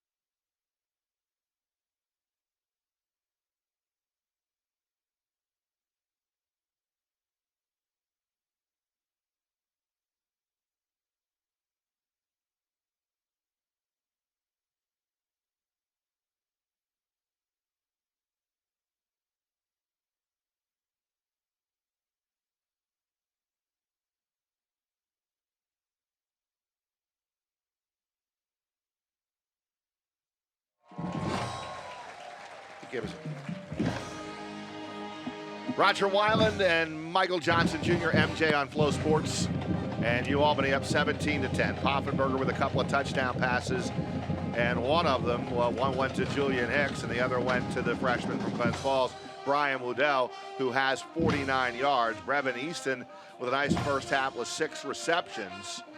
And then for Villanova, Connor Watkins was 5 of 11 for 69 yards, 1 touchdown, 1 sack. Here's a look, MJ, at the stats so far in this game. Villanova with the edge in rushing, but look at the passing yards, 155 to 77. UAlbany 14 first downs to 8. The penalties time of possession, and the time of possession favoring the Great Danes by about 5 minutes right there, 17-12. D. Will Barley had a nice first half running the football. He had 8 carries for 69 yards. Yes, he did. And also, too, Raj, a guy that's been held in check and was quiet is Rajon Pringle. right? He was targeted 3 times, only had 1 catch for 33 yards. Good point. Testament to this UAlbany defense and how well they played. See if they can keep it up in the second half. Yeah, both defenses we highlighted at the beginning of the telecast, and I think both have played exceptionally well. We'll see what we're in store for in the second half. 17-10 UAlbany halftime on Flow Sports.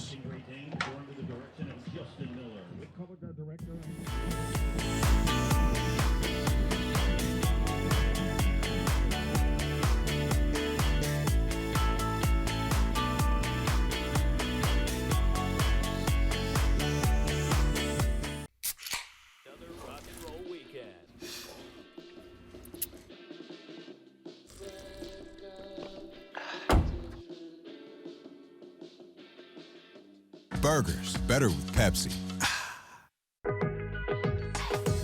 You get yourself to class. You show up for meetings, at home and at work. Your flex is making time for yourself and your community, no matter what. Soon, CDTA will introduce its biggest flex yet, with added mobility options that let you bike, scoot, and share. Wherever you go, however you choose to get there, you can count on CDTA. We're here to keep you safe and the region moving forward. At the University at Albany, we see greatness in you. There's passion and purpose, a fierce curiosity, ready to blaze big ideas and tackle the tough questions. We see grit, drive, determination. The University at Albany is home for dreamers and achievers just like you. The world needs greatness, and you are one of the greats. For 75 seasons, CAA football has been built on hard work, determination, and the desire for greatness. For 75 seasons, outstanding players, legendary coaches, historic rivalries, and championship teams have made CAA football great. After 75 seasons, the best is yet to come. CAA football, defining excellence.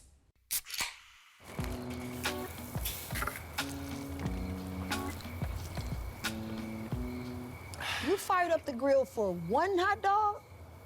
Seriously? Hot dogs, better with Pepsi.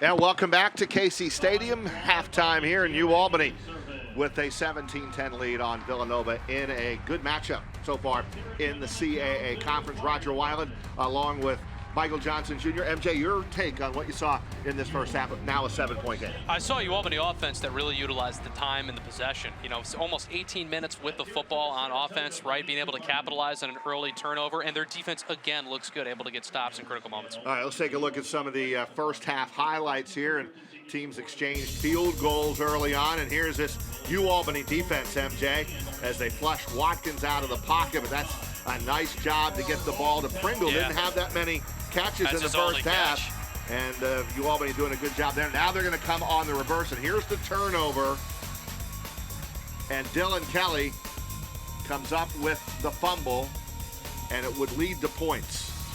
Nice strike there to Dietz from Poffenbarger. And here is Julian Hicks. Had a touchdown last week at Morgan State. He's open right there at the pylon. And UAlbany had the first touchdown of this game. But there would be more. And here comes Varley.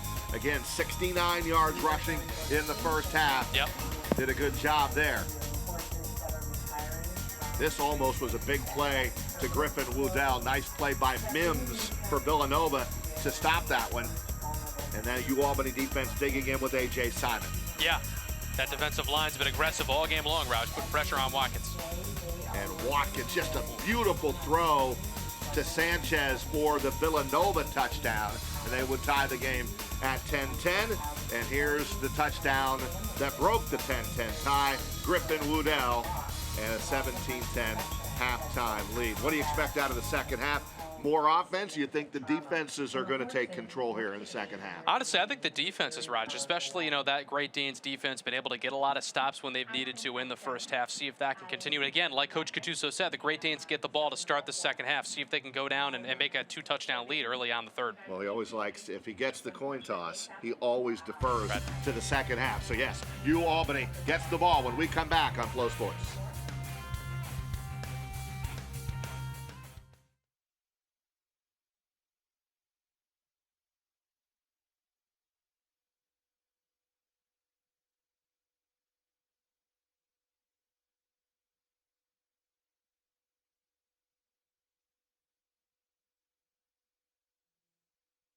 Go ahead.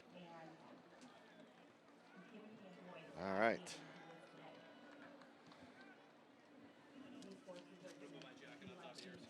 You listening to him? He's talking to you. What's up, Anthony? You want me to tell you them right now? Villanova keys, get Pringle more involved on offense. Yep. What's another good one for them? Pringle and pressure Poffenbarger. Yeah. Keep using a lot of clock on offense. That they're there for you without you having to say anything. And then keep trying to force turnovers. Win the turnover battle. You could use that every week. Yeah, well, I mean, that's, yeah. Yeah, really. Join us in our mission of supporting these incredible animals and in our community. Please go to our website at thsaratoga.org for more information.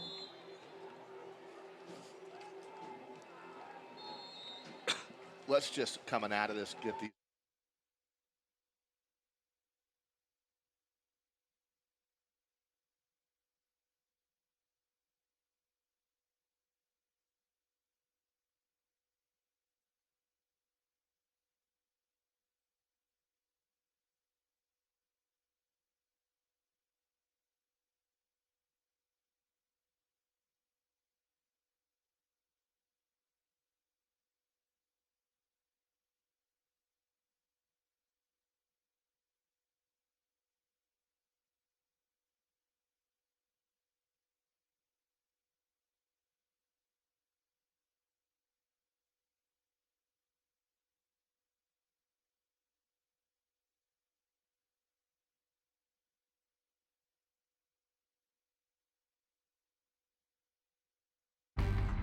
Today's game marked the 10th consecutive season the Great Danes have honored military members and recognized the family of Army Lieutenant Colonel Todd J. Clark, a graduate of Christian Brothers Academy in Albany who was killed in action in Afghanistan. Additionally, for the 4th consecutive season, the program will show its appreciation for Capital Region's police, firefighters, paramedics, and local healthcare workers. Local hometown heroes will have their names displayed, as we have seen today, on the back of the UAlbany player's helmet with a special decal. Halftime here at KC Stadium. UAlbany will get the ball to start the third quarter, and they have a 17-10 lead. So if you're UAlbany going, hey, can we get more points right away? If you're Villanova, you know what they're saying, let's get us a stop. So MJ, having said that, what are your keys to the second half, my friend? Well, first you want to be able to put more pressure on Reese Poffenbarger if you're the Villanova defense and head coach Mark Ferranti, and also you want to get Rayshawn Pringle, your star receiver, the ball more. That's credit to the UAlbany defense so far in that first half. And for UAlbany? Also, we were joking before during the break, you can really use it every week. Want to be able to win that turnover battle, which you are right now, and also eat the clock. You keep utilizing that time of possession. Yeah, eat the clock, meaning some long, sustained drives, right? And that on the return is Levi Wentz. And the UAlbany offense gets first crack here in the third quarter. Turned out to be a beautiful day. We had a ton of rain in here on Friday. Really just wreaked havoc on high school football games Friday night. Raining all over the place, but today cleared out just about early to mid-afternoon, right about kickoff at 3:30, and the sun shining. Got a great crowd here on Hometown Heroes Day, honoring the military and first responders. Poffenbarger back to throw, plenty of time. Dumps it over the middle to the tight end Moses, and he's tackled at the 30-yard line. How about the time there for Poffenbarger? Tackle on the play by Ethan Potter. But that's a good job by that UAlbany offensive line. Just nobody was open downfield. Great pass protection all first half, right? So much time. That's going to allow that confidence momentum to come back to Reese Poffenbarger when he's got 3 to 5 seconds at a clip to be able to wait and throw and find an open man. And that time it was Moses over the middle for a nice chunk. 6-yard gain, 2nd and 4. Trips near side left. And the handoff goes to Woodell, and he's going to not be able to get anywhere. Room to run on the far side. He's going to lose a yard on the play, and that was a great job by that defensive end on that side. It's Jake Reichwein, the fifth-year senior, sniffing that one out beautifully, and it'll bring up a 3rd down and 9 for UAlbany. So Villanova thinking, hey, maybe 3 and out here and get the ball back. 3rd and 9 at the UAlbany 26-yard line. Dietz comes in motion, now trips to the left. Near side, back to throw, Poffenbarger, penalty flag down. He rolls to his right, throws downfield. He's got Easton, 35, 30, 25, 20, 10, 5, touchdown, UAlbany. Now hang on. And let's see what the flag is all the way back at the 23-yard line to see if this touchdown is going to stand. If it does, what a play. And it is against the Great Danes. Oh, boy. Replay, 3rd down. Oh, that's killer. And it's coming back. Crusher, Brevin Easton all alone down that left sideline. And we saw the penalty flag go. Might have been a hold on the I don't think edge. it was a hold. That wasn't the call. I didn't know what it was. Yeah, illegal shift.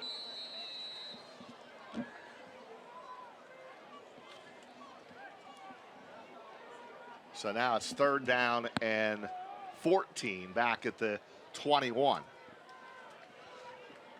Twins near side left, 1 receiver far side right now. They bring the tight end out in Moses. Back to throw. Poffenbarger trying to set up a screen on the left side of Woodell, and he gets tackled at the 27-yard line, and that's going to bring up 4th down. And Tyler Pastula will punt the ball. Rayshawn Pringle will go back deep to receive. If you're Coach Gattuso, can't be too pleased with that opening drive, right? Had a chance, a huge play like that and a touchdown negated by a costly penalty with an illegal shift. Giving it right to Villanova early on in this 3rd quarter to come back down and try and tie this game. Pastula, 2nd leading punter in FCS from his 12-yard line. Gets it away. Nice kick. Pringle gonna let it hit. It takes a UAlbany roll, or takes a Villanova roll, and rolls out of bounds at the 40-yard line. So that's going to be very good field position for Nova on that big bounce favoring the Wildcats there on the punt by Tyler Pastula with no return. And Villanova, outstanding field position for their first drive of the 3rd quarter. They start at their own 41-yard line. This UAlbany defense doesn't waver. Bend, don't break, if you will, especially the further down the opponent's offense gets. That's when they'll tend to step up. And they did a nice job in the first half, limiting Connor Watkins. Not too many big plays for Villanova. See if that continues.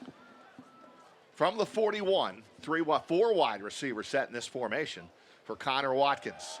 Out of Williamsport, Pennsylvania. Has some time, pocket closes, and down he goes. And that's another sack for A.J. Simon.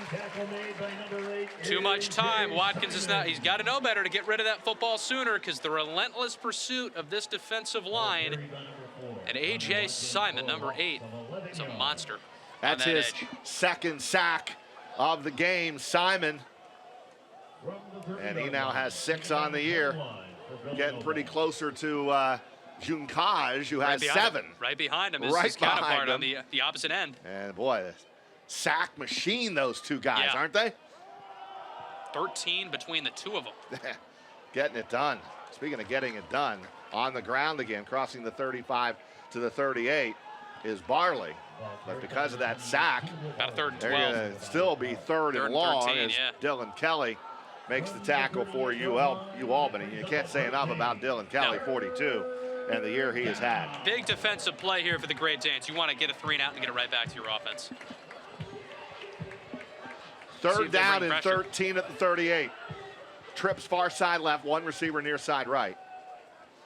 Shotgun for Watkins.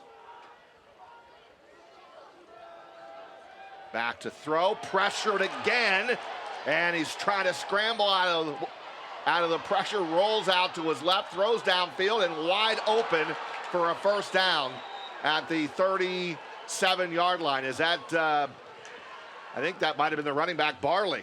If I can get the number, is that 28? Yeah, it is. Wide open. Barley wide open after the near sack here of Connor Watkins, and somehow he got away. About 3 times he escapes right here. Some Houdini stuff here as Junkaj and Simon are right there, and you know it's going to be broken coverage at that point with the defense scrambling. And that's a great play by Watkins. And now you're at the Great Danes 37-yard line. That happened in the first half, too. Yeah. 1st and 10 at the UAlbany 37. Watkins going to keep himself. Penalty flag is down. He runs far side of the field to the 33-yard line. He picked up about 5 to 6 yards, but this one is coming back. 2 penalty flags are back in that area of holding. Holding, 75, offense. 10-yard penalty, replay, first down. That's Stefan Voltaire. 6'5", sophomore, 315 pounds. Left tackle called for the hold. And a 10-yard penalty backs up to the 47-yard line of UAlbany. And now a first down and 20. 10:20 to go in the third. Clock moving here in a 17-10 UAlbany lead. Twins near side right, slot right. And Watkins, shotgun. He's going to fake the handoff, keep it, and gets tackled by Dylan Kelly at the 45-yard line. I mean, Kelly could be at 60 tackles at the end of this game through 5 games, which is just unheard of. The dude is everywhere. He reads it. He's so well at reading these fakes. Doesn't fall for it. Only a gain of 2. And 2nd and long coming up for the Wildcats.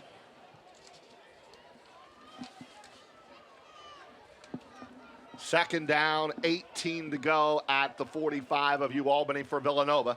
In the third quarter, Great Danes on top, 17-10. Trips far side left, one receiver near side right. Watkins throws far side and complete to Pringle, but Billy Hackett is right there to make the tackle. And it's going to bring up 3rd and about 10 yards to go for the first down. Right back to the original line of scrimmage here for Villanova. At a 3rd and 9, another key play for this defense. We saw what happened on the 3rd and 13, right? Almost a sack, broken coverage. Let's see if Villanova gets some yardage, if they're going to go for it and are in 4-down territory if you're Mark Ferranti. Trips near side right, 3rd down, 10. Watkins rolls near side right, looks downfield, throws, and it is complete. And that is Sanchez working against Isaac Duffy, and that's going to be a first down. Sanchez was on the receiving end of the touchdown pass for Villanova in the first half. That's another 3rd down conversion here for Villanova, Raj. First one 3rd and 13, this one 3rd and 9. Now down to the UAlbany 23. Simple rollout to the right here for Watkins, and he's able to hit Sanchez again, working against Isaac Duffy. He's been winning that matchup today this afternoon. Villanova on the move here, looking for a tying score. Wildcats down by 7. 1st and 10 at the UAlbany 23. Handoff running left is Duro Jaye. He's got 4 yards off the left side. Running behind Corby and Voltaire. If he's running right, he's going behind Temi Ijor Atutu, 310-pound senior at 6'5" is that right tackle, a big man. Yeah, good guy to follow. 2nd and 6 at the 19 of UAlbany. Connor Watkins, shotgun, slot right, Back to throw and sack from behind. Ball's That's out. Ori John Charles. Ball loose, recovered at the 36 by Villanova. But the blind side, and Ori having another tremendous game. Ori John Charles knocking that ball loose. Recovered by Villanova. And that brings up now a 3rd and long. What a play. James Weldy able to fall on at the tight end, number 89. But boy, that play broken up again. Another look coming from his blind side. Whoa. And what a play, hit from behind, and boom, John Charles. Big first quarter, big game, really makes the play there. And again, do not let it be 3 for 3 on this drive if you're this defense on 3rd down conversions. Be smart on defense with it being a 3rd and 20. Trips to the left. One receiver is Sanchez to near side right. Watkins back to throw. Pressured, and he's going to be sacked again. And that is Junkaj, Anton Junkaj, the senior. And another Great Dane sack by the sack unit up front. They've been relentless all season long. And they record another one there to bring up 4th down. How about Boy, that you're taking them out of field goal range, push them all over, they're going to punt the ball. 4th and 28. That is incredible defensive resilience here, and it's really been how the story of the season so far. And Junkaj gets his 8th sack. Still leads the team. He knows maybe a little competition with A.J. Simon. Simon gets his 6th. He's like, all right, well, I got to get another. And the punt by Villanova sails over the head of Birdie, and that's going to go into the end zone for the touchback. And UAlbany will have it back on offense when we come back. They lead 17-10, 5:54 to go in the 3rd on Flow Sports.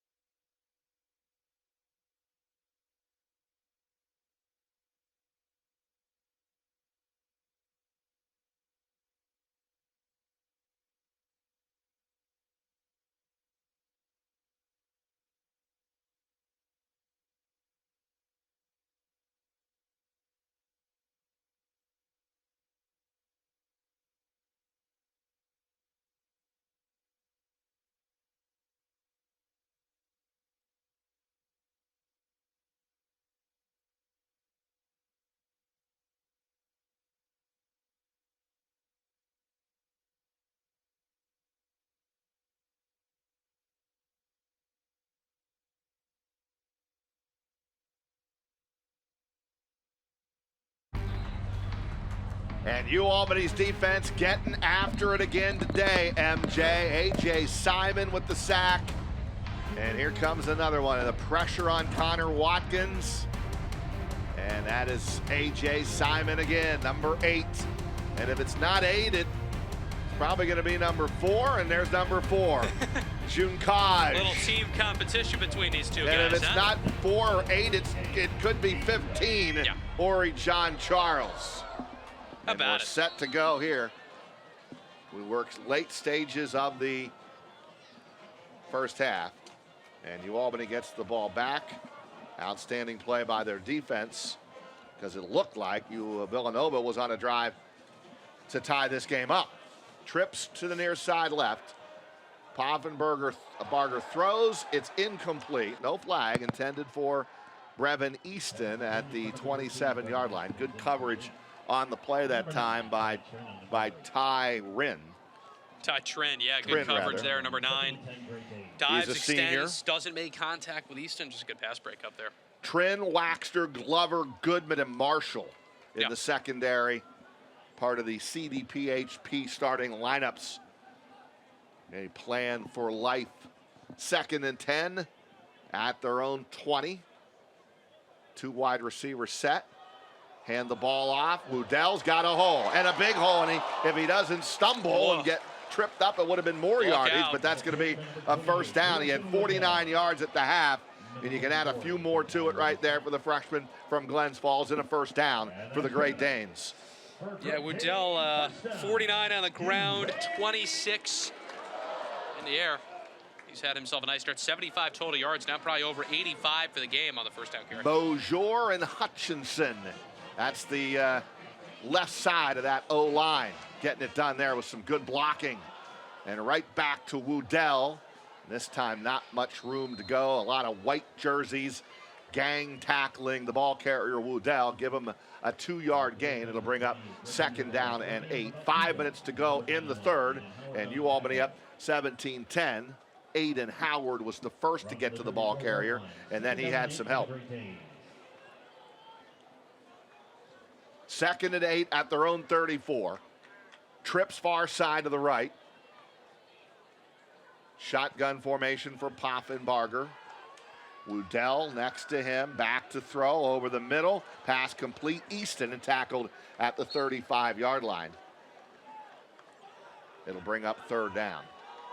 So far, my lucky guess and prediction has rung true to this point. A little bit of a defensive second half, Raj. This is a big play for the Great Danes offense. You want to be able to extend this drive when both teams a little slower or sluggish on the offensive side of the ball. That was a good play by Wexter and Kimmel, because once Easton caught the ball, there were no yards after the catch, and that forces the 3rd and 6 at the 36. Trips to the right. That's where Poffenbarger's looking, and it's incomplete. Pass intended for Dietz. Good coverage on the play by Goodman, and Villanova forces the punt. See if what's he, number 2 in the CAA and FCS? Those are the stats, my friend. Per sources. Not that one, right? He's got a booming leg, Tyler Pistula, this transfer from Delaware in his 2nd year. Apparently he's got pretty good arm, too. Although play didn't work, it did look like it was a well-thrown ball. From his own 21 with Pringle back deep to receive at his own 20. Gets the punt off. High, spiraling kick. Fair catch, Pringle at the 26-yard line. And that'll take us to a break. UAlbany, 17-10 on Villanova after the 51-yard punt.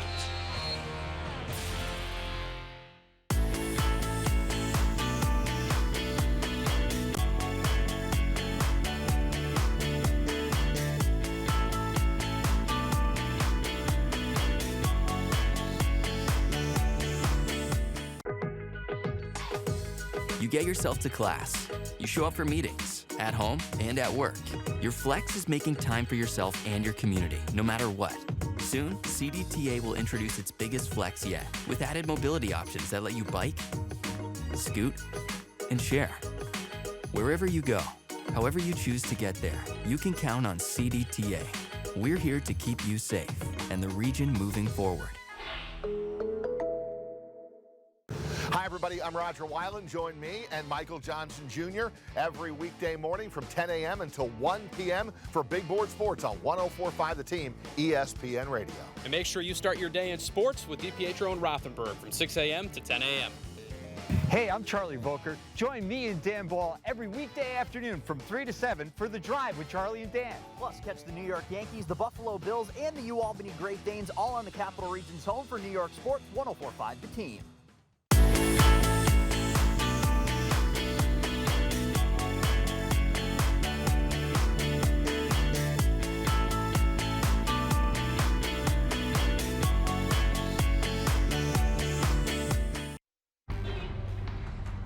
All right, we are back at KC Stadium. Roger Weiland and Michael Johnson Jr., 17-10 Great Danes. 3:51 to go in the third. Villanova does a nice job to force a Tyler Pastula punt. And the Villanova offense has moved the ball. Yeah. But then that UAlbany defense digs in and they get after Watkins, and they recorded several sacks here today. It's taken Villanova out of field goal range and forced a punt on the last possession. Long way to go in this one. 7-point game, 3:51 to go. And Watkins hands it off to Barley. Will Barley's having a nice game. He's probably closing in on keeps this up, he'll get to 100 today. It's a 6-yard gain. 2nd down and 4. Tackle by A.J. Simon. 6-yard gain, 2nd down and 4.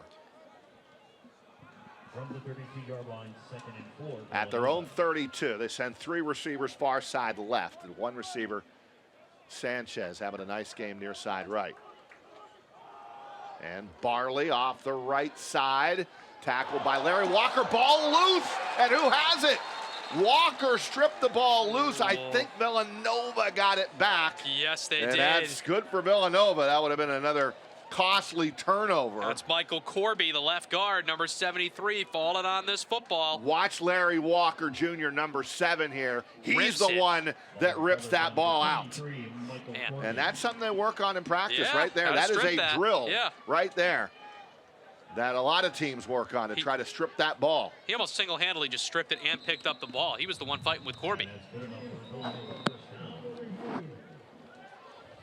All right, they're going to review this to make sure Villanova recovered. Is that maybe or yardage where they ended with the ball?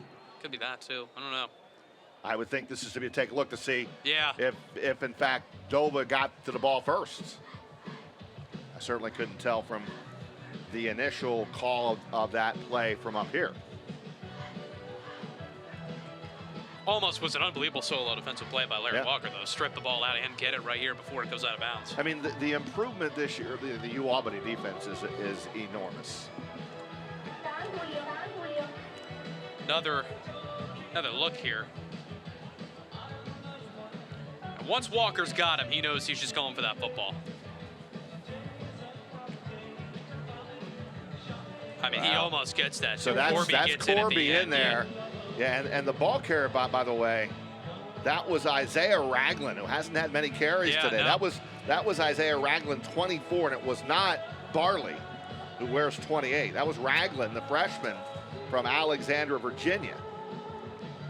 And you can see the official taking a close look to make sure that it's Villanova ball. Let's see if we got another lengthy review on our hands here. UAlbany winning the turnover battle so far today. They are. A lot of times that translates to wins. Something that we know Coach Gattuso cares a lot about. Same with his red zone defense, which has been good all season long. After further review, the ruling on the field stands. 1st down, Villanova. Okay. All right. So Michael Corby, left guard, gets on it. And it'll be Villanova ball and a 1st down. 1st and 10 at their own 36. 2:40 to go in the 3rd.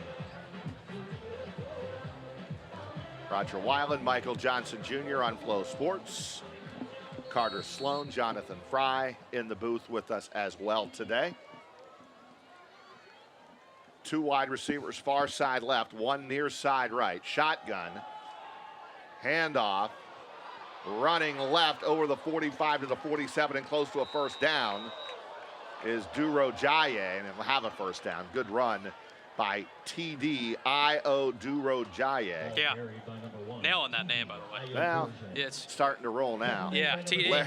That's a good name for a running back, though, right? Can you just nickname TD, though? Yeah, he gets a touchdown. TD. All we have to say is TD. Touchdown, TD with the TD. Right.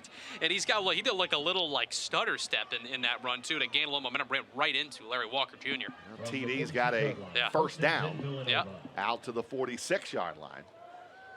Pistol and set. they're going to run again. It looks like he's going to try to throw it back the other way, and it's complete to Watkins, and he has a 1st down at the 37-yard line. How in the world did Watkins come up with that? I have no idea. But a little razzle-dazzle. I don't see any. Well, I do see a flag. Oh, no, there was a flag I see a flag, and this one is coming back. Ineligible receiver, 69, downfield. Right? Just like they drew it up. The lineman going down the field. Right, even with Watkins. Enough with these trick plays. Unsuccessful so far this afternoon. I mean, this is, they always tell you to not throw against your body across the field. And it's somehow Watkins makes a contested catch, and he's the quarterback. Because TD was getting heavy pressure there before he threw that. He was. TD can return it, can run it, apparently can throw it. Picard was downfield. Wow. That's the center. From the 41-yard line. All right, So now you're going to back it up to the 41. For Villanova. And it's a first down and 15 to go with 1:38 to go in the fast-paced third quarter, 17-10. UAlbany, this was the halftime score. Barley goes in the backfield. Watkins has his pass knocked down by A.J. Simon. And it'll be a second down. He's causing fits for this offensive line. And he's in a perfect position there, too. He jumps up, makes himself big, arms out, like the coaches will tell you, and he just knocks it straight down. It'll be second down and 15. Defensive coordinator Billy Nesselt has done a really good job with this group, and he took over last year, and he has, this group has just been so much improved, this defensive unit for UAlbany. Second and 15 from the 41. Watkins back to throw. Look Pressure out, coming. out. Junkaj with the strip, and let's see if UAlbany has that one. The sack, the strip by Junkaj, and UAlbany has it. That's UAlbany football at the 29-yard line of Villanova, and this defense comes up big again. A.J. Simon with the ball. Junkaj with the sack around the blind side strip. And A.J. Simon recovers it. How about that, huh? Junkaj and Simon oh my goodness, have been relentless tonight. They are just wrecking havoc on this Villanova offense and the relentless pressure that they're putting on Connor. I mean, they're just bringing the house blind side all the time. Junkaj is winning that battle against the left tackle for Villanova, Stefan Voltaire. He has absolutely had his way with him. And now you're at the 29 of Villanova here. So first and 10, UAlbany off the turnover. We'll see if this means points for the Great Danes offense. Poffenbarger going to go right to the air. Has time over on the flat. It's Woodell open, and he's got some positive yardage to the 23 of Villanova. Tackled by Danny Abraham. Gain of 6. Second down and 4 with a minute to go here in the third quarter, MJ. Yeah, another look. Woodell, that's what he's so good at, kind of disguising as a blocker, runs right out to the flat. Nice, easy pitch and catch between him and Poffenbarger. Not the first time that's happened tonight or this season. Get some yardage up on Woodell, too. He had 49 at the half. Second and 4. Fake to Woodell. Over the middle, trying to hit Hicks. A little behind him on the slant pattern, running from the left side to the middle at the 11-yard line. And the pass is incomplete. And now it's third down and 4. Good job by Waxter. Ice defending Julian Hicks. Woodell, 3 catches, 31 yards, and the touchdown through the air. Raj on the ground, 11 for 63, 94 yards of total offense.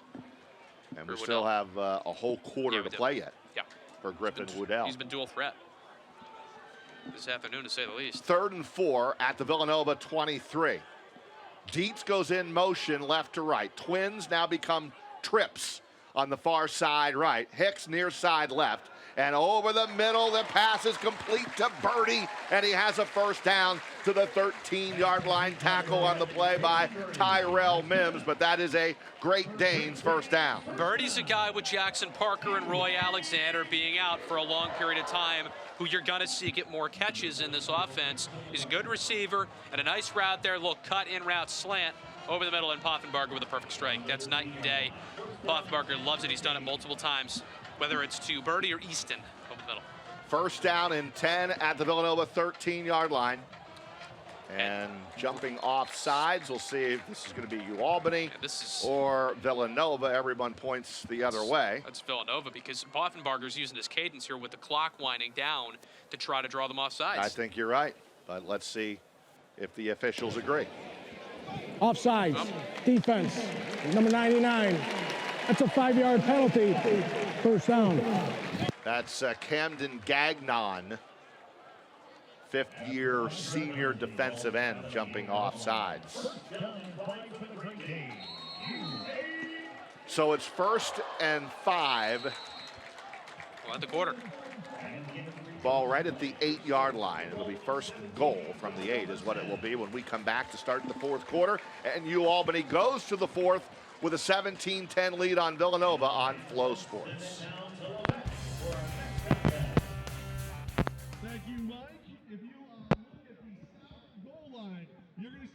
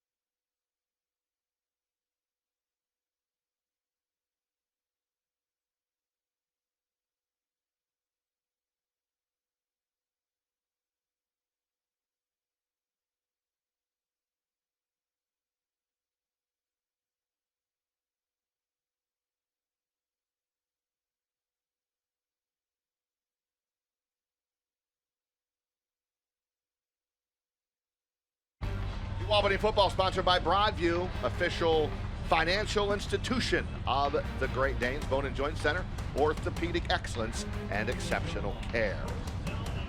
It is first and goal, or 1st and 5 at the 8-yard line for UAlbany here to start the fourth quarter. And the handoff, that's Larkins. And they string that out nicely, Villanova, to be second down. Just underway in the fourth on Flow Sports. Roger Weiland, Michael Johnson Jr. UAlbany football also sponsored today by Niscoba, representing over 30,000 New York State employees and retirees from security service unit. 2nd and 4 now back at the 7. I formation, and how about this? Reese Poffenbarger goes under center. You don't see that very often. And they hand the football off to, is that Larkins? I believe to about the 5, maybe the 4. It was, yep. And now it's 3rd down. 3rd and about 2 to get that first down, MJ. Yeah. Are you in 4-down territory? I mean, you take 2 plays to get the first down here at least if you don't get in the end zone. Unless you take a sack, I would think that you might be, if you're Coach Katsuso, to try and go up 2 touchdowns. A 2-score game's big here in the fourth quarter. Big play. Again out of the I. 3rd down and 2 from the 5. I formation. Fake the handoff to Larkins, throwing it back of the end zone, and it's incomplete. Penalty flag comes in, and we're going to have pass interference on Villanova. And I think Ice is going to get called for pass interference when we look at the replay, number 0 for the Wildcats. Second of the game, I think it'll be on him. Here's the official with the call. Pass interference, 0, defense. Penalty happened in the end zone. By rule, ball be placed at the 2-yard line, first down. All right, so it's 1st and goal. Here's another look at the interference call. Good call with play action there, right? And obviously Reese had him open in the back of the end zone there. Might have been First and goal at the 2, I formation. Poffenbarger under center. Handoff, Larkin's not going to get there. Stacked up at the 2, maybe even the 3. Richie Kimmel got there. Second down and goal coming up.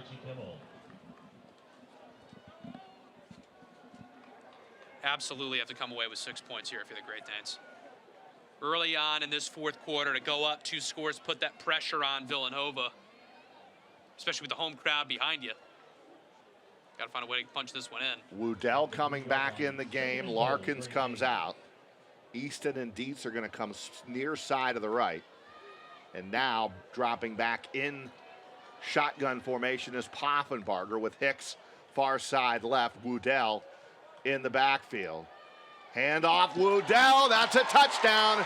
His second of the game, and the freshman from Glens Falls having himself a game in his first start of the season, extending that UAlbany lead to 23-10. 2 of UAlbany's 3 touchdowns go to that man right there, Griffin Woodell. 1 through the air, 1 on the ground. Nice little handoff here, 3 yards out. Runs it in pretty much untouched. Untouched, I mean, that's the right side. That's Murata and Latulippe. Offensive line's been great for the Great Latulippe, Danes the all freshman. night. Yeah, they love him, from Canada. Pastula with the hold. Opalco with the point after. And with 12:50 to go in the fourth, the UAlbany Great Danes have opened up a 24-10 lead on Villanova on FloSports.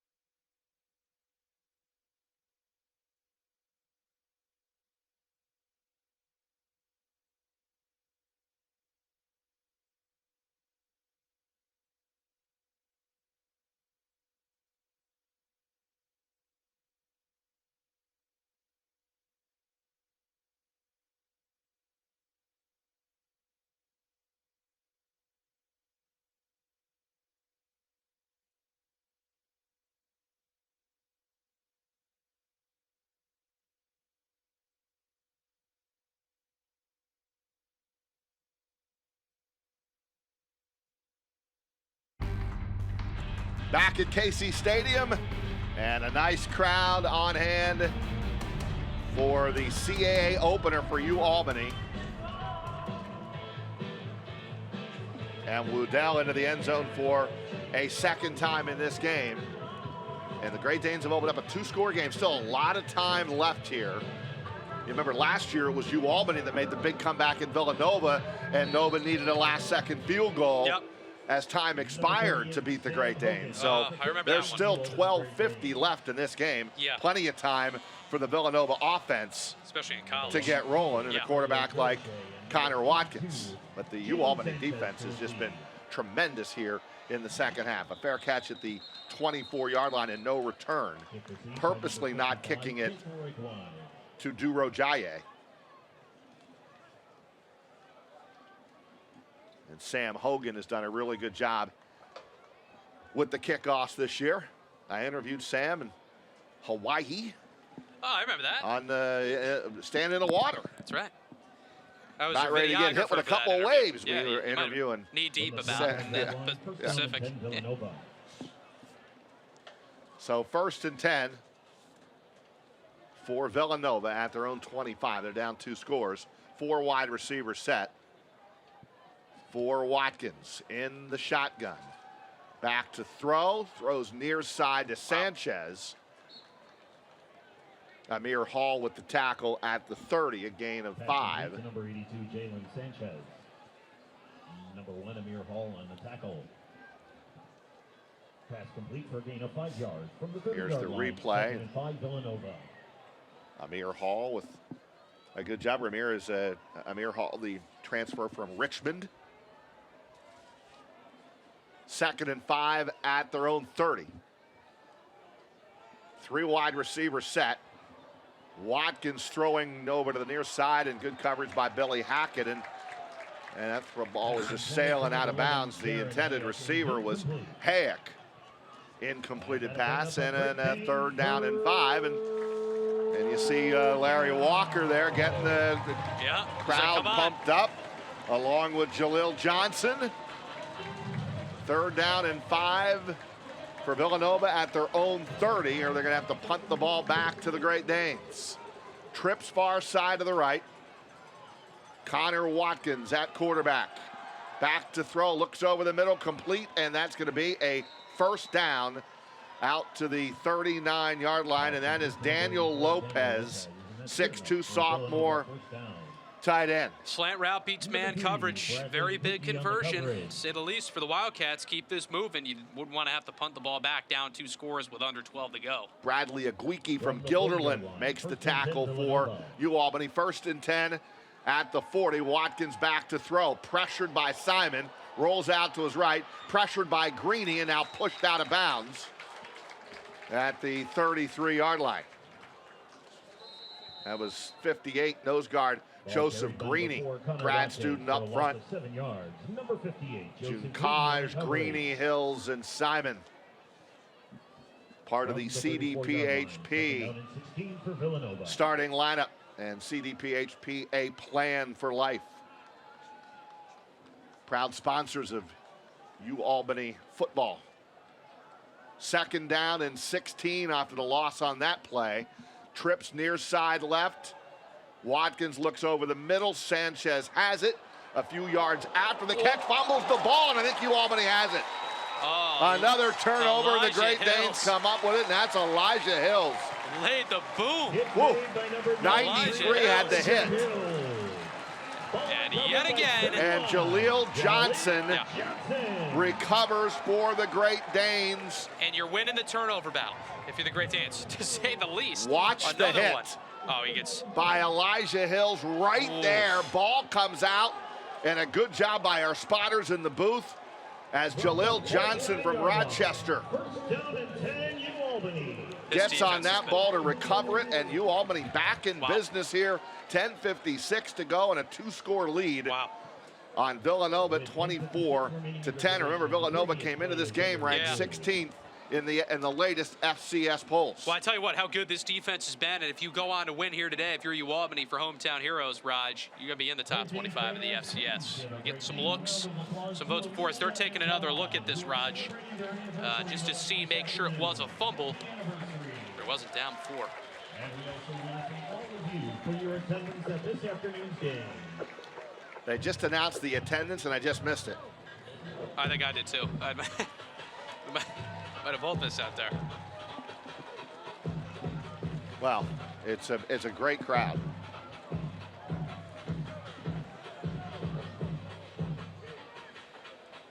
All right, 7,000. 7,071. 7,071. Yeah. So you had, what, 8,500 for the opener. It's over 7,000 for this one. Yep. After further review, the ruling on the field is confirmed. 1st down, Albany. And when you start winning games and you start playing like you're playing right now, again, long way to go. These fans will come back the next time UAlbany is at home. And Elijah Hills is number 93 right there. Oof. With the big old pop. Right after. And then a lot of Great Danes, a lot of purple going after that loose ball. Larry Walker Jr., Ori John Charles, and Jaleel Johnson gets it. Let's see what UAlbany does. They're going to take a shot right away. But pressured and now just throwing it out of bounds is the quarterback, Reese Poffenbarger. And I think the Villanova sideline one intentional grounding on that. And I Yep. think they're taking a look. he's dropped the Poffenbarger flag. trying to say, you know what, there was somebody over there. I don't know if he's going to win this. Didn't escape the pocket. On the offense, lost it down, second down. Yeah, that's intentional grounding. On the quarterback, Reese Poffenbarger, you lose a down, loss of down, and the penalty. And they were trying for a home run ball right away after the turnover. And Villanova put some pressure on Poffenbarger. So you lose it down here, so it's 2nd and 10 back at the 40, 2nd and 20 back at the 40. Pass complete to Birdie over midfield to the 47-yard line. Good chunk of that back. It'll set UAlbany up with a 3rd down and about 8 yards to go for a first. A nice chunk play on 2nd and long, not trying to go for like a deep ball to go for it in one play. Get a chunk play. Now you've got a little bit more manageable. Yeah, 3rd and looks like about 7 to go. Ball over midfield into Villanova territory. 10:20 to go in the 4th. UAlbany up 24-10. 2 receivers split wide to the left, 2 near side right. Poffenbarger back to throw. Looks down the left sideline, and it is complete. And out of bounds, Brevin Easton inside the 5. Beautiful throw from Poffenbarger to Easton, the senior out of Severn, Maryland. That's a little Maryland to Maryland connection right there. How about that? And also, too, Colton Watkins had the throw of the day. Prior to that, that's the throw of the day. First and goal at the 5. And they fake the handoff. This is Poffenbarger, and he gets crunched at the 4. Those are the hits you want to be careful of. Exactly you right. Your with your starting quarterback. Yep. 2nd and goal at the 4. UAlbany can take their time here. Yeah. 9:40 to go, and they're up 2 scores. And it looked like they could be going up 3 scores here if they can get into the end zone at the 4-yard line. Yeah. And the injured player is Devon Marshall. He's the one who tackled and tried to wrap up Reese. Here we go, MJ. Here is throw of the day. I mean, this down is the sideline, right beautiful. into the breadbasket. I mean, that With is Marshall really trailing. good coverage by Marshall. He's right. He's a half step behind Brevin Easton. There's only one way you can, one place you can put the ball, and Reese put it right where probably has been his go-to guy all season long. A guy we love talking to is that of Brevin Easton. Reese Poffenbarger having just an outstanding afternoon here. 2nd and goal at the 4. 4-yard line. 2nd and goal, Great Dane. 3 receivers bunched up near side right, and now Hicks goes in motion. Poffenbarger shotgun. Woodell right to the left of him. Back to throw, pressured, rolls out, looking in the end zone. That's Dietz, and that's a touchdown. Marquise Dietz. Wow. The sophomore from Virginia Beach and the transfer from ODU has a UAlbany touchdown, and now the Great Danes are cruising up 30-10. How about Nolan Latulip here with a nice block to allow Poffenbarger to escape in motion, and he hits his guy Dietz right side of the end zone.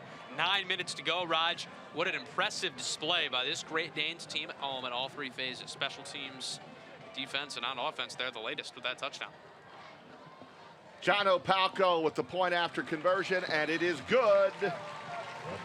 9:04 to go in the 4th, and UAlbany has opened up a 31-10 lead on Villanova, and you're watching it on Flow Sports.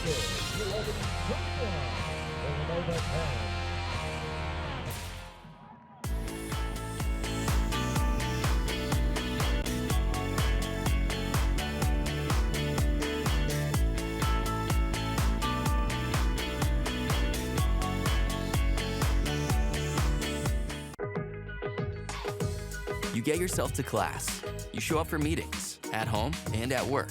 Your flex is making time for yourself and your community, no matter what. Soon, CDTA will introduce its biggest flex yet, with added mobility options that let you bike, scoot, and share. Wherever you go, however you choose to get there, you can count on CDTA. We're here to keep you safe and the region moving forward. Hi, everyone. everybody. I'm Roger Weiland. Join me and Michael Johnson Jr. every weekday morning from 10 a.m. until 1 p.m. for Big Board Sports on 104.5 The Team, ESPN Radio. And make sure you start your day in sports with DiPietro and Rothenberg from 6 a.m. to 10 a.m. Hey, I'm Charlie Volker. Join me and Dan Ball every weekday afternoon from 3 to 7 for The Drive with Charlie and Dan. Plus, catch the New York Yankees, the Buffalo Bills, and the UAlbany Great Danes all on the Capital Region's home for New York sports, 104.5 The Team.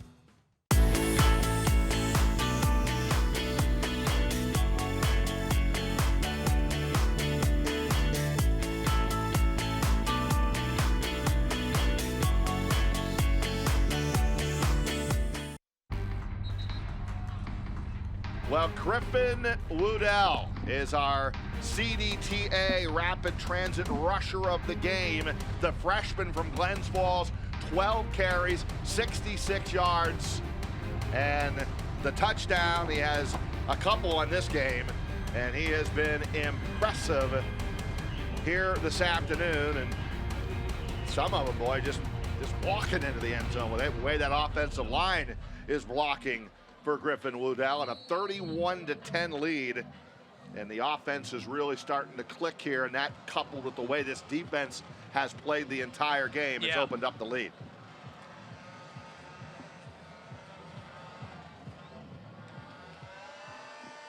And a short kickoff again by Hogan. Number 1 does touch the ball, and he gets out over the 41-yard line, so pretty good field position on the return by Durojaye. And we'll give the credit to Mitchell Lucien, the junior from Union, New Jersey, on the special teams coverage there with the tackle. But the Villanova offense now has a lot of work to do, down 3 scores, MJ, with the 9 minutes to go. Clock now does become a factor in this game. Still time. Yeah, there is still time remaining here. 9 minutes is a long way. You need some chunks, though. However, but you do need to get something on this drive. Yeah. 1st and 10 at that 40. Connor Watkins in the gun. 4 wide receiver set. Back to throw. Throws near side and complete to the 45-yard line. And UAlbany doesn't mind those plays. No, that's 3-4 yards at a clip is not going to hurt you. And also, too, Connor Watkins has been one of the best quarterbacks in the FCS through 4 weeks, and this defense has held him in check so far in this game, not allowing too many big plays with now under 9 minutes to go. Hayek on the reception. 2nd and 5. Throw it again. Throw it to the same guy, Hayek. And he's run out of bounds at the 48-yard line, pushed out by Billy Hackett, but that is a first down for Villanova. 8:28 to go. Both teams have all of their timeouts remaining here in the second half. The ball in the UAlbany territory at the 47. 4 wide receiver set. Watkins back to throw. Pressured, steps up, throws again to Hayek at the 44-yard line, a gain of 3. Short gain on the completion. 2nd down, 7. And it's only 3, 4, 5 yards at a clip so far on these first 3 passes. And again, playing off a little bit if you're the Great Danes. Watkins sees that, so he's just trying to get some chunks where he can. 2nd and 7 from the UAlbany 44. Watkins back to throw down the left side, and this one also intended for Hayek. Good coverage by Billy Hackett and Isaac Duffy on the coverage. Aguiki, the local product from Guilderland High School, played for Dan Penna. 3rd down and 7 now for Nova, with 7:40 to go in the 4th, and UAlbany with a 31-10 lead. Trips near side left. Watkins out of Williamsport, Pennsylvania, 5th-year guy. 6'3", 225, and he's going to go to work on 3rd and 7. Looks and throws complete. Dylan Kelly with the tackle. That's Antonio Johnson, and he has a Villanova first down to the UAlbany 34-yard line. 1st and 10 at the UAlbany 34. 2 receivers far side right, 2 near side left. And 1 running back next to Watkins. Barley rolls out, throws, that's complete inside the 15 down to the 14-yard line. I didn't catch a number Daniel on that Lopez, one. number 84 with that All one, right, Raj, there on the you far go. sideline. First down, 6:55 to go. Villanova's doing what they need to do here. But they need touchdowns. No Well, field goals. But they're they getting need yardage, touchdowns. too, They yeah. are. Good looking drive here by the Wildcats. 3 receivers near side left. First and 10 at the 14. Watkins back to throw. Going to the tight end again. Incomplete. Your Hall. And Amir Hall with outstanding coverage on Antonio Johnson. It'll be second down. Right there, another pass breakup to add to the season for the transfer corner from Richmond. And again, Villanova trying to get down here. They have yet to score points in the entire second half. Testament to this defense. UAlbany with 3 turnovers. 2 coming in the second half. Second down 10 at the 14 of UAlbany for Nova. 4 wide receiver set. Watkins back to throw. Steps up in the pocket. He's going to run. He's at the 10. He's going to go out of bounds at the 8. Tackled by Billy Hackett. But it'll be a first and goal for Villanova. But the clock is moving, MJ, with 6:20 to go. You're up 3 scores. Yeah, that clock Well, looks UAlbany's up 3 a scores. lot smaller than 6 minutes if you're Villanova here, because you're going to need stops quick or debate going onside kicks here down the stretch. 4 wide receiver set, first and goal, or second, check that, 3rd and 3. Watkins throws, and it's picked off in the end zone. INT by Amir Hall. 3rd of the year. That's his 3rd of the year. Picks off Connor Watkins. And I don't want to say that's a dagger, but that might be, MJ. So. The dagger, you're up 3 scores with 6 minutes to go to get the ball back. That's great coverage by Amir Hall. Look at that. Totally, oh, that is so well read. Totally baits Connor Watkins, and like he's playing off, and he jumps in to intercept. I'd say that's the dagger. You're up 3 touchdowns with 6 minutes to go. And Coach Gattuso high-fiving his defensive guys, as you should. Yeah. No points in the second half for this Villanova team and their high-flying offense. That secondary, this year with the additions of Amir Hall, and then how about Deshaun Winston got hurt with a wrist injury and is done for the year. Well, maybe not. Well, I don't. That's speculation, but they lost Winston, who was a transfer from Temple, that makes that secondary even stronger, which is the point I was trying to make. And Isaac Duffy But Amir stepped Hall's in. really good, and Duffy's been great. Young man out of Binghamton. Hall's been, played well. Hall's been very good. Hackett. Now you're going to work some clock and give it to this guy. Give it to this guy. Or score again. Give it to Griffin Woodell. Gain of 20. To come off the right side of that line, and that's been a great job on the right side of that offensive line. 130-plus total yards of offense after that carry. Hey, how about a shout-out to Nate Mason? Nate Mason and and his Erica staff. Kenny, and that's and Erica too. Yeah, just a great job in the ticket office, getting this game to be at 7,000. Yeah. First game 8,500. 2 for 2 with some good crowds here in these Nice home job games. by Nate and his staff. Well done. Well done, Nate. A little UAlbany Great Dane salute. Yeah, well deserved. We love our guy Nate. Fun guy to be around, and everybody along with him and that ticketing office does a great job. First and 10 from their own 39.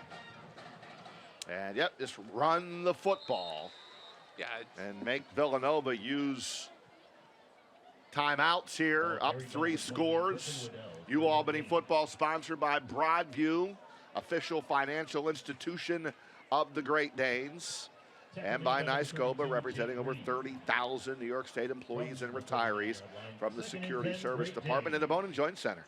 Do a great job. Orthopedic excellence and exceptional care. And CDPHP, a plan for life. All sponsoring UAlbany football on Flow Sports on this Saturday afternoon. Roger Weiland, Michael Johnson Jr., Carter Sloan, Jonathan Fry, all hanging out. 4:20 to go. Moving clock here in the 4th quarter. 2nd and 10 for UAlbany at their own 39, and whistles at the snap of the ball. The handoff went to Woodell. Okay. UAlbany called the timeout. Remaining in regulation. Timeout is called on the field. Why does UAlbany need a timeout? Good question. Just keep that clock Pretty moving. sure. All right, we've got our Broadview Player of the Game coming up. And Poffenbarger gets the nod today. And look at those numbers. Back to form. 20 of 31, 244 yards, and 3 touchdowns for Reese. He had it all working today. And he had the running game complementing the passing game. And there you go. Broadview Federal Credit Union Player of the Game, quarterback Reese Poffenbarger. 2nd down and 10. And Woodell, who is our rapid transit rusher of the game, and that was an easy choice today. Well, that's, you talk Let's about see a if that no-brainer. young man goes over 100. Yeah. I got to believe that he's going to be very close to it with still 4:03 to go, and they're going to run the ball. And they're going to be faced UAlbany after Woodell's run with about a 2nd and 3. Yeah, he's already over before that carry even registered. He's already at 112 before that last carry. Yeah. Put up those into the whole composite stats, MJ. There you go. Yeah. 15 carries, 112. And a touchdown on the ground.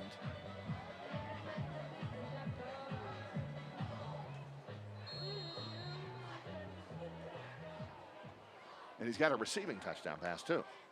Yeah, he's got 2. He's got one on the ground, one in the air. Penalty flag thrown on 3rd down and short. Penalty markers are down on the field. UAlbany just wants to get this game to the finish line here, 3:58 to go. I think Villanova at this point probably does too. Yep. Because now I don't think there'll be any miracle comebacks at 31 to 10. No. And 2 Illegal timeouts. formation, offense, 5 men in the backfield. It's a 5-yard penalty. Penalty is declined. Villanova has accepted to go on the snap. All right. 3:58 to go. And UAlbany will punt. How's Tyler been? We got some yardage on Pastula. I see his pass attempt. Yeah, pass attempt. I don't want that.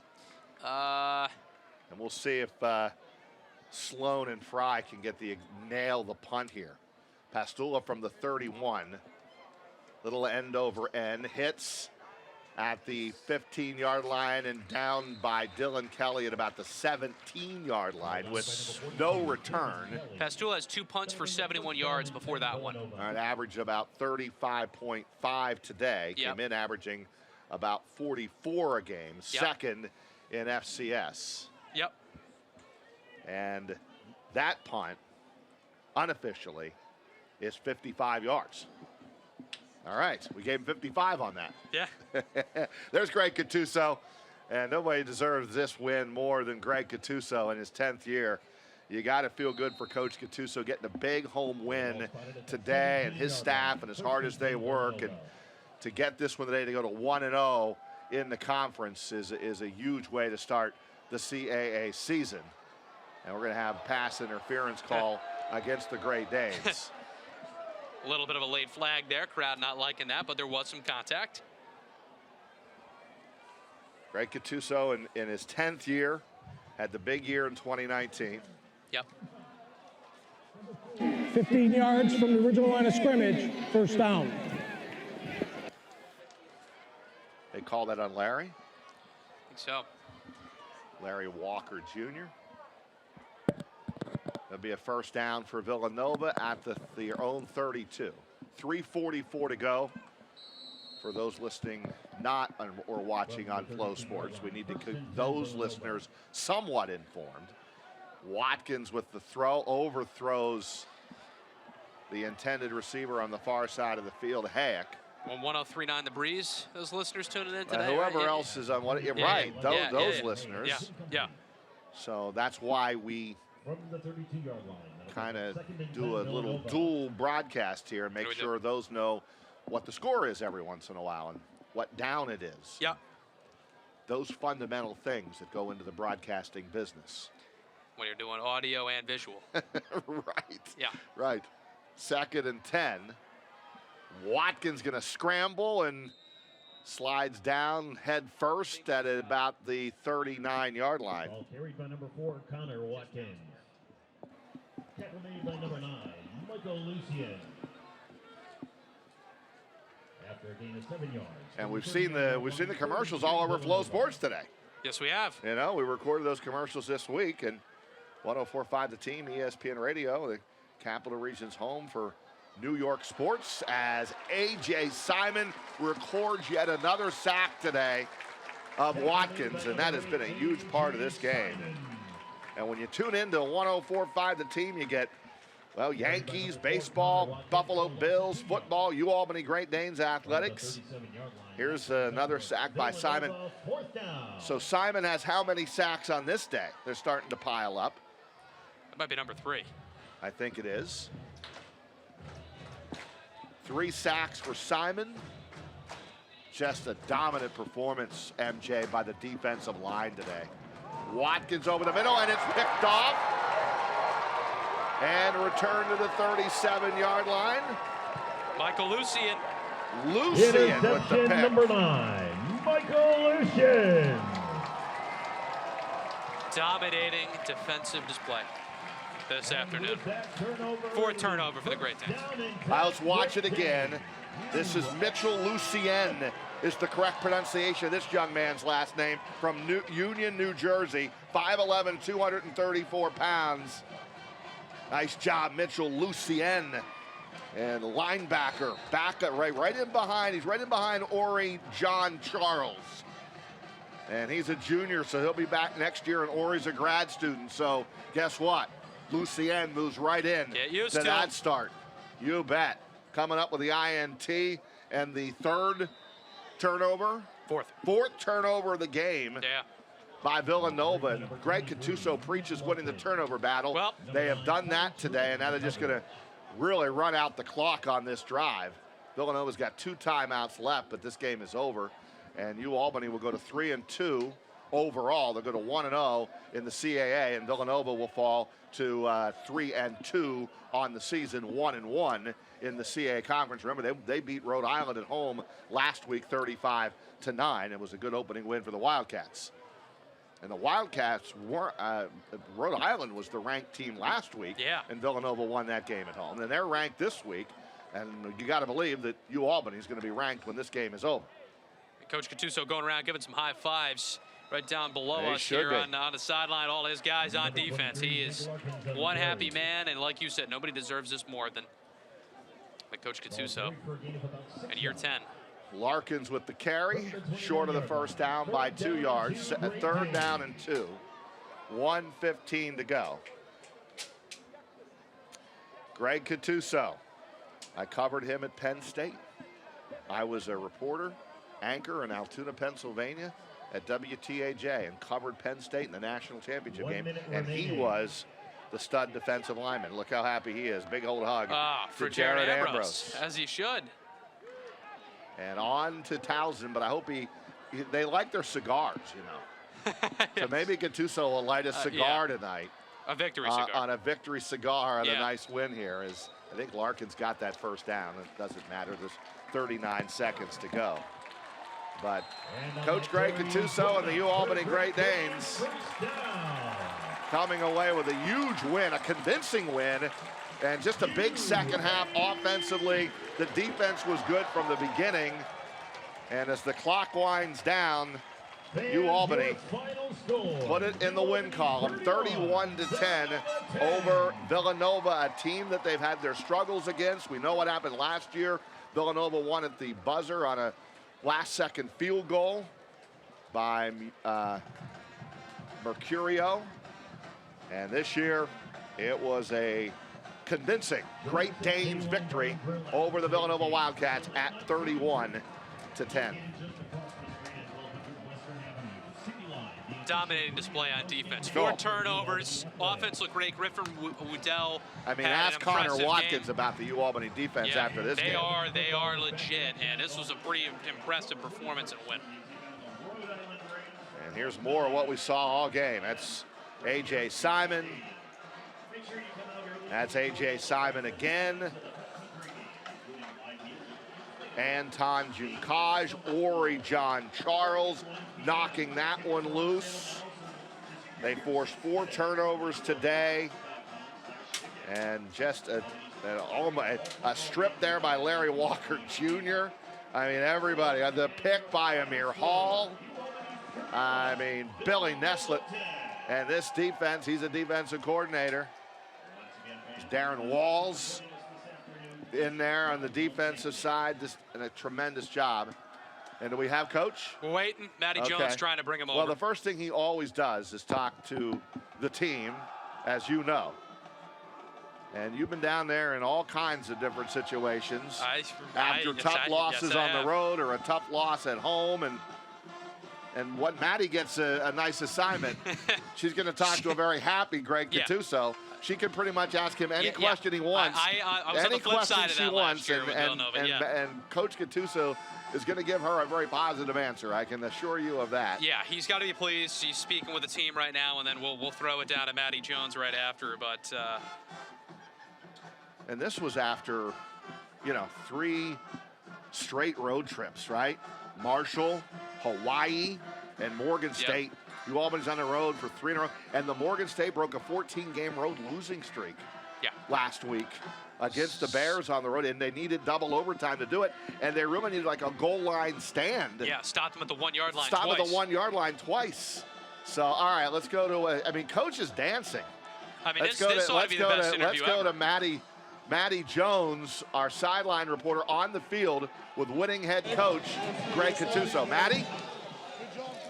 Sorry about that, Frida. Congratulations, Coach. A massive win here tonight against a high-caliber team and quarterback to put you 1-0 in the CAA. You mentioned at the start of the season that you really wanted to limit the mental errors. What was the preparation like going into this game in order to do that? I think in the first half would hurt us a little bit were the mental errors, but the second half we played really well.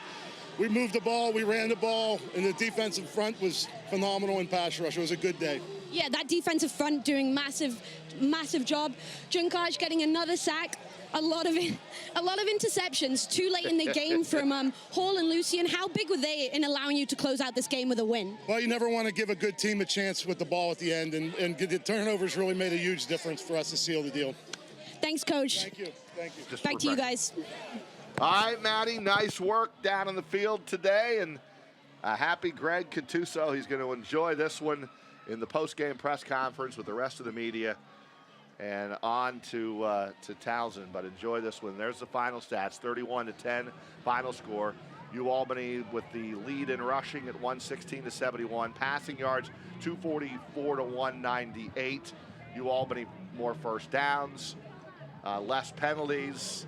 Time of possession evened out a little bit in the second half, and I would call this a convincing MJ win. Your final thoughts on the 31-10 win? And the time of possession, 2:32 minutes in all phases. Really, this defense is legit, Raj, and I think they're going to cause a lot of teams problems in this CAA conference, and you saw it here today. 2-0 at home. Great stuff by this UAlbany Great Danes team, and it's off to Towson next week, but you're 3-2 overall, 1-0 overall in the CAA. And how about our young guys here just absolutely killing it in their first time in the booth? They're going to be invited back. They made a difference today.